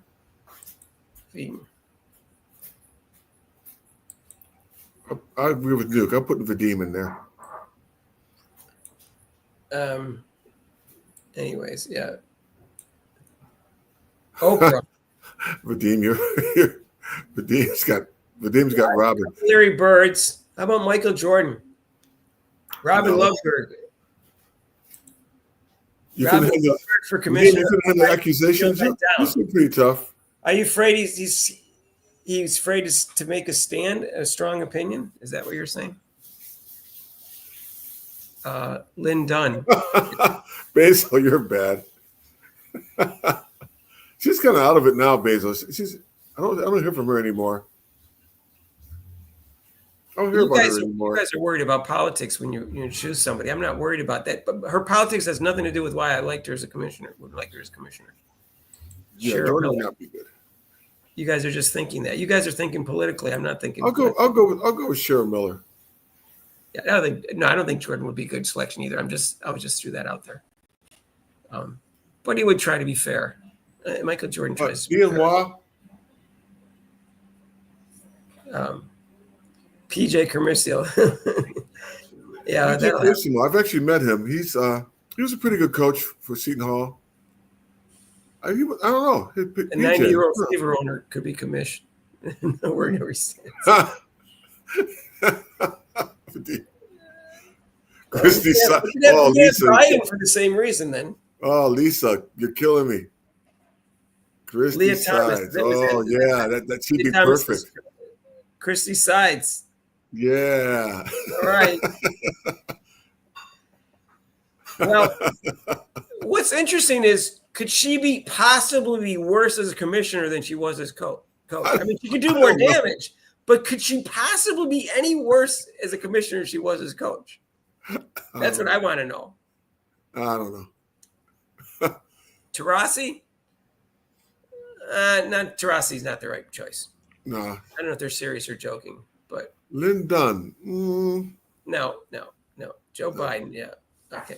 You guys are killing. No more politicians. I'm done with them, you guys. Yeah, politicians. You have to think of some people. I'm not going to respond to this any more politics. It's a sports show. They'll find somebody from the outside, probably. Well, But that's what they did when they found Kathy Engelbert. They found her in business, but I'm not convinced of that. So.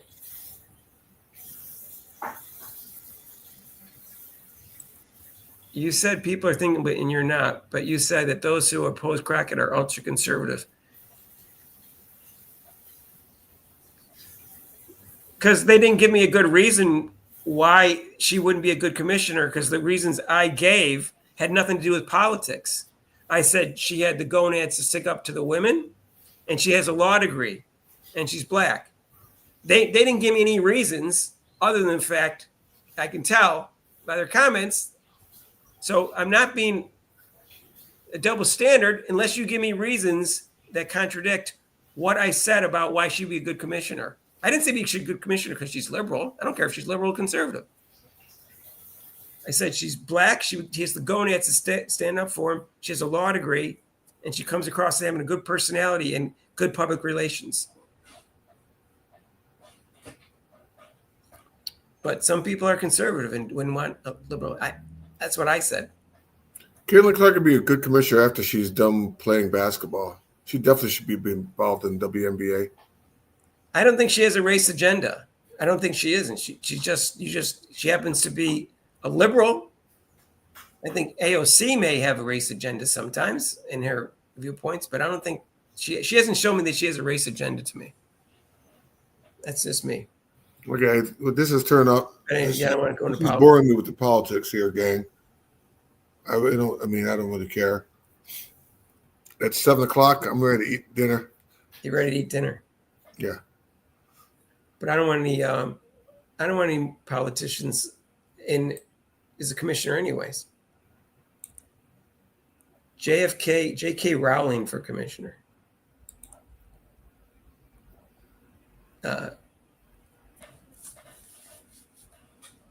Ultra conservatives wouldn't like her because they don't like her politics.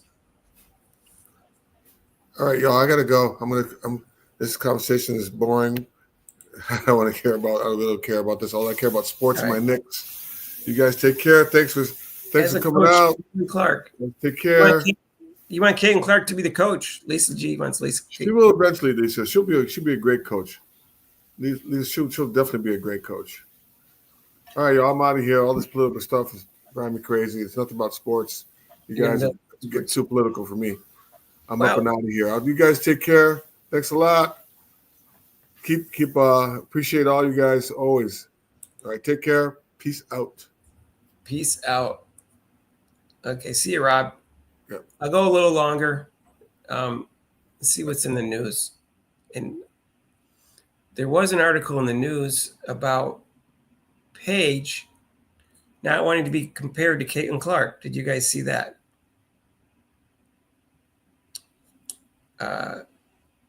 Yeah, you guys scared Rob away from politics.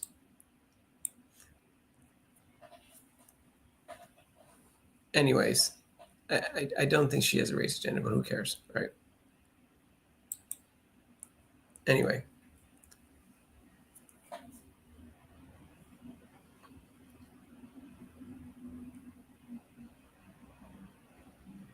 Is this true?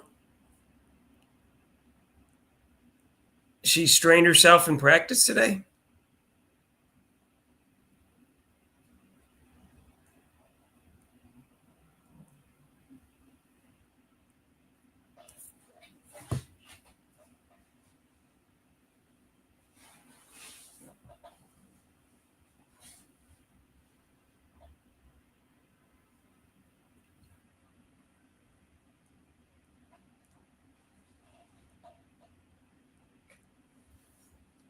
Is this true that she got hurt in practice today? It's funny because in the game, I didn't think she looked as fast as she normally does, but she shot pretty well, which tells me her leg can't be that bad. But I wonder if she's even going to play in the preseason game on Saturday. So I am concerned now that if she keeps straining her leg, they probably won't play her until the opening night. So it's not on TV anyway Saturday, so I'm not going live for that anyways. It's not on TV unless they changed it. Did a channel pick that up? Let me just check real quick. Did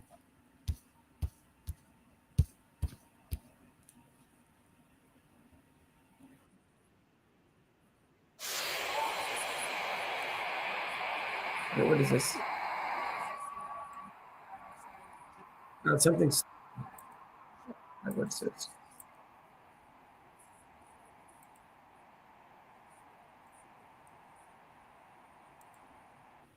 Oh, it started playing something. I didn't want it to play. That was on ESPN. What was I looking up? I was looking up something about ESPN. No, I forgot what I was looking up. All right.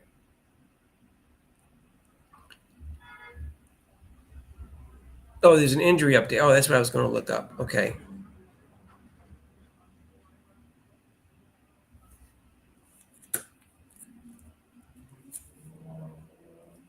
At the 8-minute. Oh, okay. I was going to look up whether the game was on TV or not, the preseason game, because originally it was not, and none of the preseason games originally were, and then 2 got picked up. So right now it says it's not picked up by a channel under the schedule. So I'm assuming it's not on TV this Saturday. Let's see. Yeah, TV is blank. So the first game of the year, as we know, is going to be on ABC and ESPN. So maybe she won't play. Maybe she won't play on Saturday. If her leg's bothering her, just take 9 days off. That can make a big difference.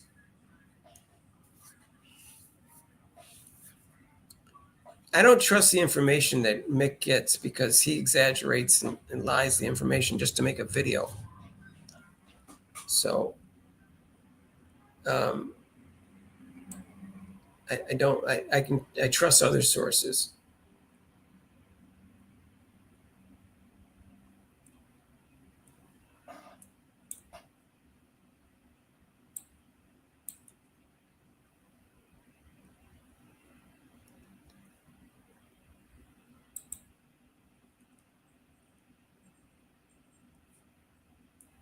All right. Christopher says the Scott Agnes report showed practice.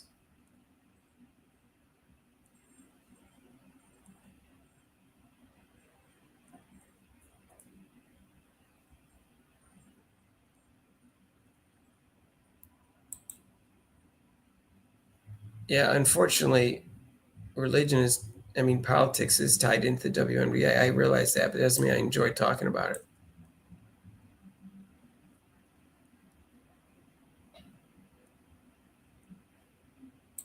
All right, this is funny. This is the funniest comment of the day. Mick will do 2 videos on the same subject and have opposing views on each.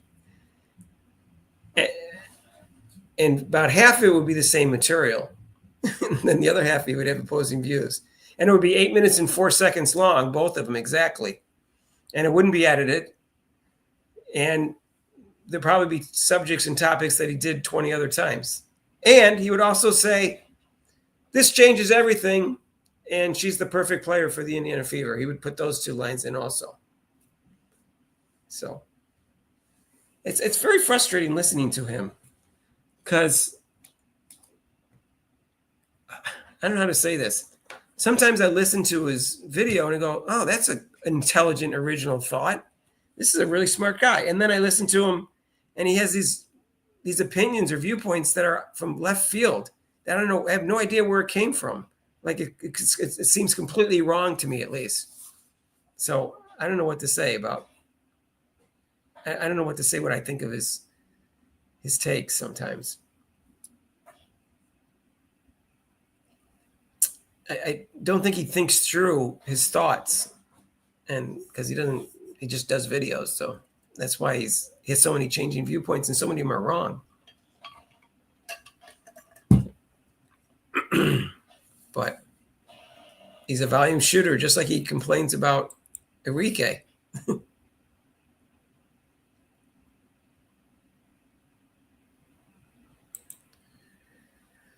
No, we didn't. Last year we did, and then we didn't get any views for NBA videos, so we just stopped doing them. So we just concentrated on Caitlin Clark. But I see no reason to not go with OKC at this point. But when the playoffs started, you got to give me a really good reason for a team with that good a record and that good a point differential with that, I don't know, tied for best player or second best player in the league.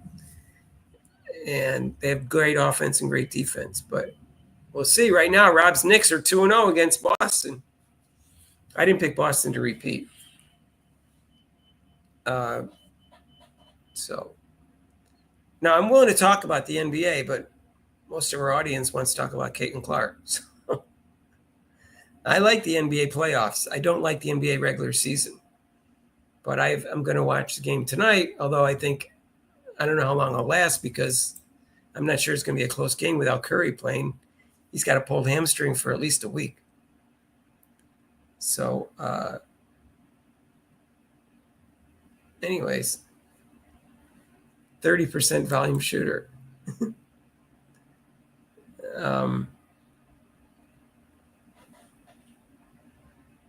You immediately unsubscribe and goes on at least 8 minutes for every single video without fail. Yeah, he waits till it's 8 minutes and 4 seconds and he turns off his video. I don't know why it's always 4 seconds. It seems to always be 8 minutes and 4 seconds. All he needs is 8:01 or 8 to get an extra commercial. That's why he does it 8 minutes long. I think I explained that before.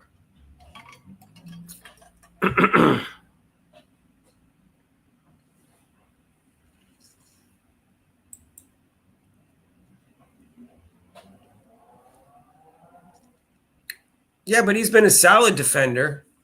No one says he's an awful defender, Bobby. So that's not the same situation. No one accused him of being awful. In fact, his defense has improved. So he's actually a pretty good defender. He's not a great defender, but he's actually a pretty good defender. So that's why I think he's a better than average defender. Curry was an average defender when he won MVP 2 years in a row, but he was an average defender. He wasn't a weak defender. I just think Curry's an average defender. I think in certain types of defense he's good, in certain types of defense he's not. But Jokic is a pretty good defender, and he's like Caitlin. He makes his teammates so much better. And so I think that's why people see him as the best player in the league for 5 years. I mean, besides his individual skills, And he gets a lot of rebounds, and defensive rebounding is part of defense too.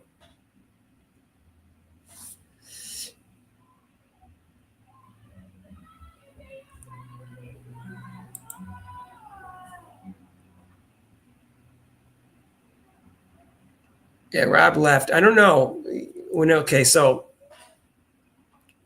I'll tell you the history of Rob and the Knicks and predictions. So last year, when the NBA playoffs started, we did predictions, and he said the Knicks were going to win the championship.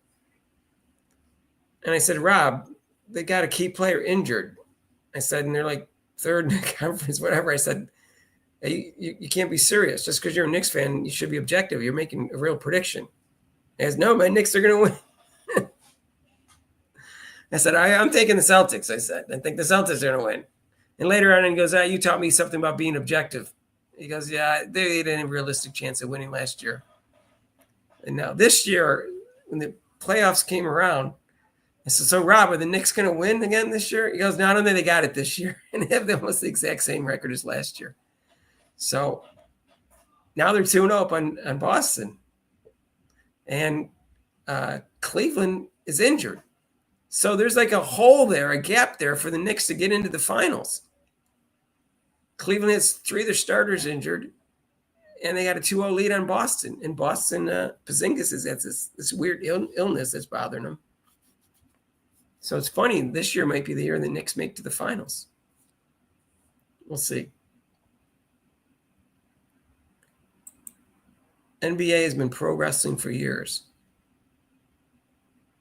In terms of what? What do you mean by that, Marlon? It's fake or it's too physical? What is that? What do you mean by that? That it's been pro wrestling? Because during the regular season, it's not that physical. In the playoffs, it is.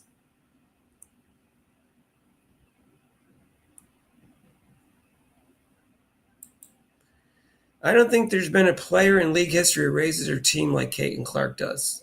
In WNBA history or basketball history, Bobby? You said league history, but I just want to make sure you're saying that. If you're saying that about any basketball player ever. I agree.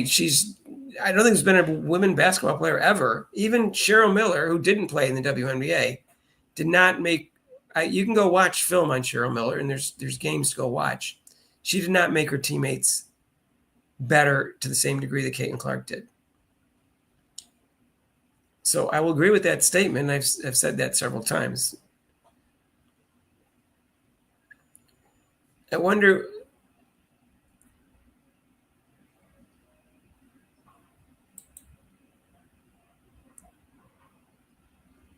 I don't know. Let me get the injury report. I don't know how bad their players are injured. I know they were out. 3 players were out last game. And they're down 2-0, right? They lost both games. So I feel bad for them. I mean, injuries are part of the game, but 3 injuries, I feel bad for a team that, I'd like to see them win a championship without LeBron. That'd be pretty cool, right? So I don't know. I don't know what their chances are. Somebody give me an injury report on the 3 Cavs players before I tell you what the chances are. They're a likable team though.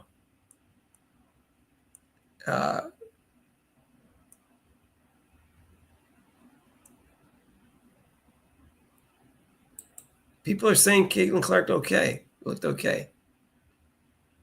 You think it's scripted? I don't know. I think that one time with Sacramento and the Lakers was scripted with the refs. But in general, I don't think it's scripted.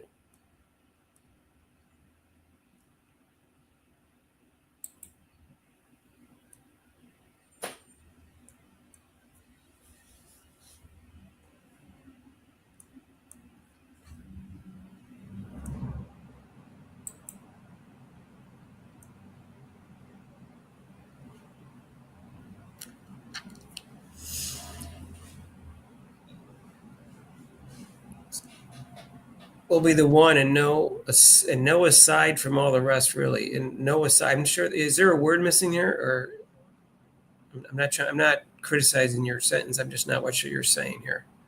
Clark will be the one and no. She'll know herself whether or not she needs rest. Is that what you're saying? Yeah, I mean, Caitlin Clark's been practicing all off season, so if she needs to take off a little time before the season starts, she'll get it right back. It's not like she's super rusty. She's not rusty right now because she worked on her game off season. She's been in camp. She bumped knees to the practice player. Yeah, Caitlin Clark's tough, but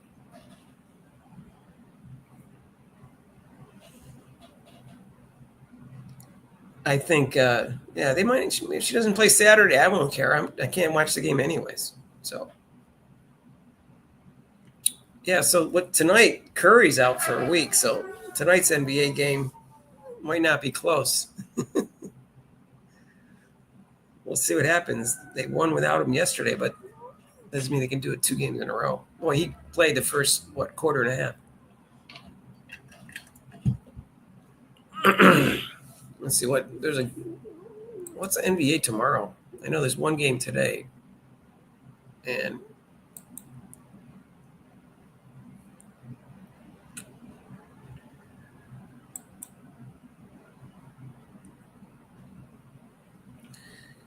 let's see.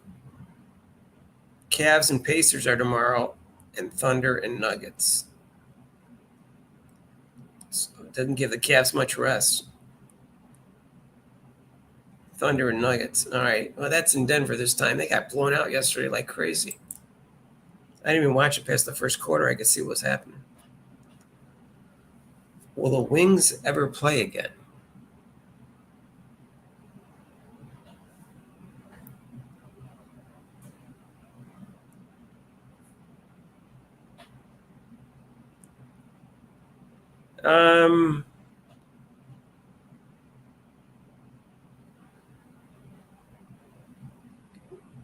You guys called him an Irish potato? Irish potato.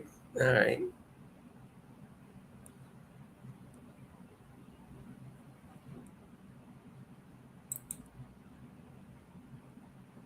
She will know herself if she's game ready. Yeah.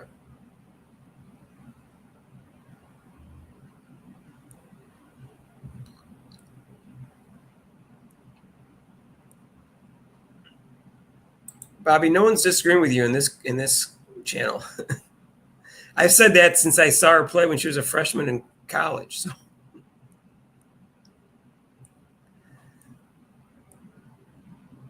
And I knew I had to think for that I think it was Carolyn Peck. I was watching a halftime show. I don't know if it was a Connecticut game or something. I don't even watch women's basketball very much at all, even less back then.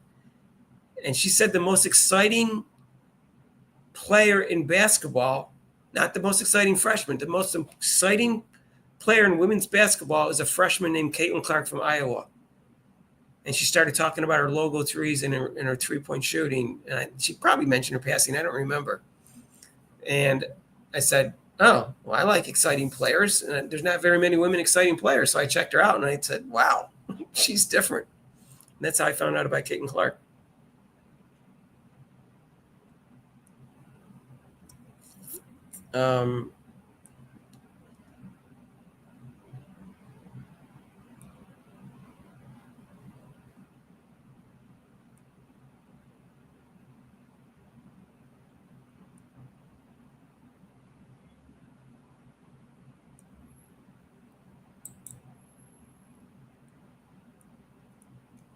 He tried to make a ridiculous comparison to D1 and Notre Dame.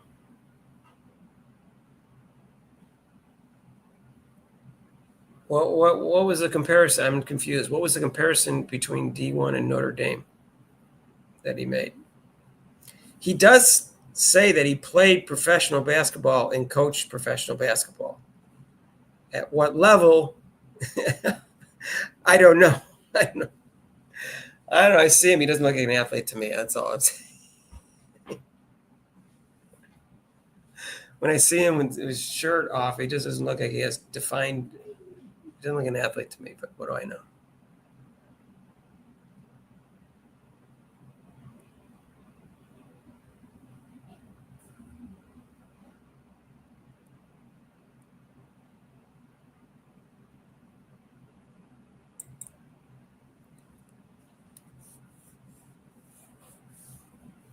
They'll all try to play on Friday? Okay.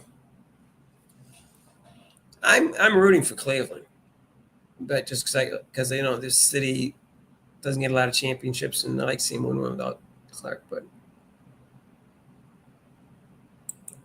yeah, X can get on the show anytime he wants. He usually comes on Mondays, and I think he'll be on this Monday coming up. He has like 2 daughters, I think. I don't know what his wife can't watch the daughters, but he has 2 daughters, and sometimes he can't do it because it's near dinner time. So yeah, I think he's coming on Monday.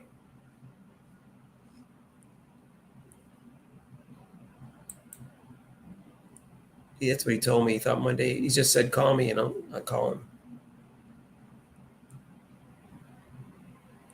Yeah, I don't think the Irish national team is that strong in basketball, are they? And is there a professional league in Ireland? Is there really a professional league just in the country of Ireland? So I don't know. I mean, when you play a professional league in Ireland, what do you make? How much money do you make? Because there's Ultimate Frisbee has professional teams, but they don't make any real money.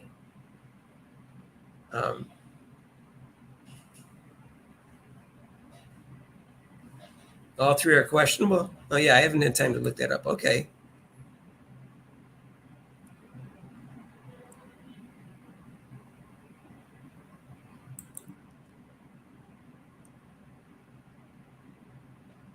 He was criticizing X for unfollowing Olivia Miles on social media. Said it was similar to his ex-team unfollowing him. I don't care whether people follow or not follow people on I don't. Olivia Miles hasn't indicated why she left yet, so I thought she had good chemistry on the court with Hannah Dago. I was surprised she left. Let's just put it that way. And they lost Citron, right? I'm sorry. Yeah, they lost Citron, right? So that was a big loss for their chances of a championship next year. But now they lost Olivia Miles and Citron. So I don't know how strong Notre Dame's going to be. I hope maybe they get someone in the transfer portal, or they got some good recruits coming in freshman year.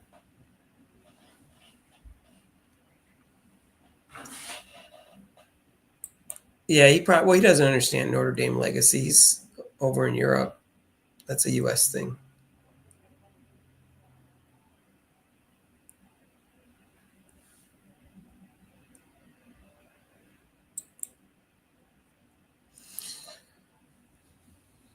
When TV can make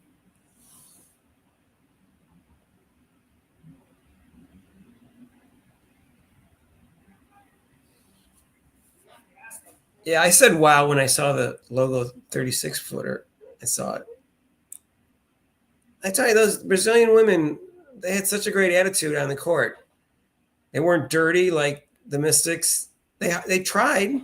I think they were trying to play defense. They just weren't talented enough to play.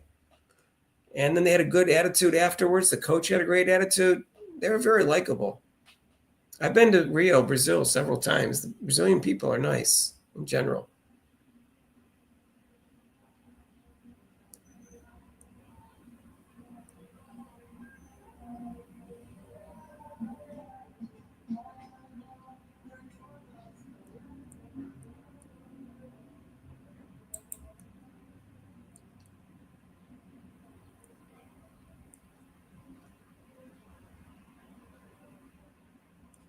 It might be played this year.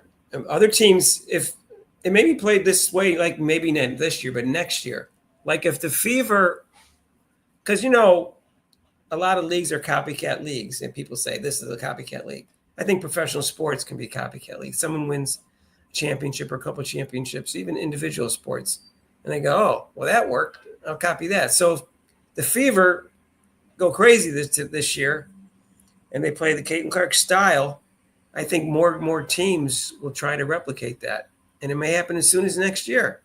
Now, they might not have the talent to do that, but that doesn't mean there won't be more teams running next year. So we'll see what happens.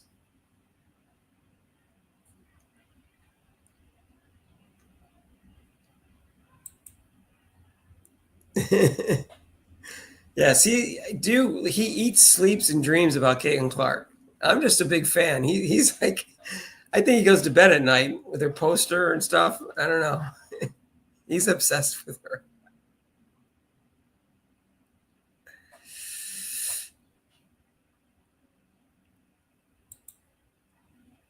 There was exactly 22 seconds left on the clock.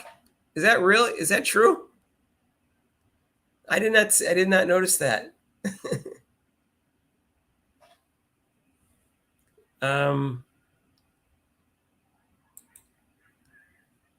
Yes, I believe it was a clean I don't know. Someone accused us of not listening to her afterwards. I thought it was a clean screen. And I didn't say it otherwise in the video. I just thought she got knocked down. It just happens. It did not even look like it was a moving screen. It's just that I think screens are dangerous when you do them at the last second. And all right, how much was the poster? I don't even, are they on Amazon now? I do have posters out now. They're selling like hotcakes on Amazon. So you must have been the first one that bought it.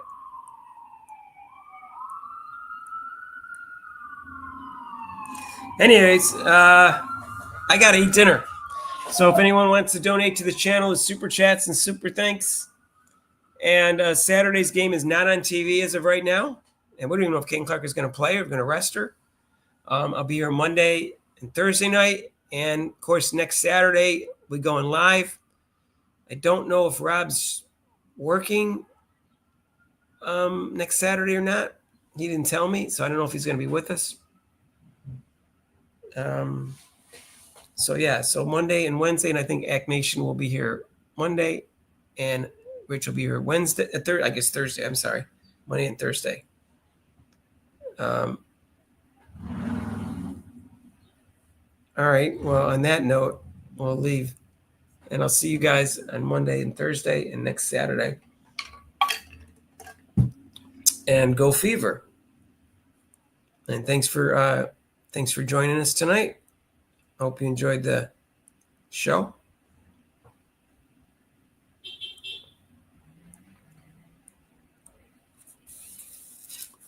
Sea Smoke, I didn't even see you there. By Sea Smoke. It's a new name. Sea Smoke. I gotta make some more comments. I didn't see your name before this. Bobby's dominating the comments. Bobby and Basil always dominate the comments, and Charlie. They get the most comment awards. Those are the top 3 commenters. Newt Rockney's maybe coming in 4th here.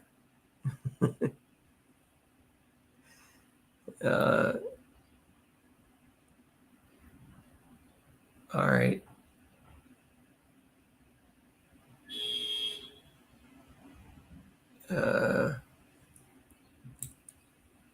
Anyways. Okay, I gotta go. I gotta eat. All right. See you guys later.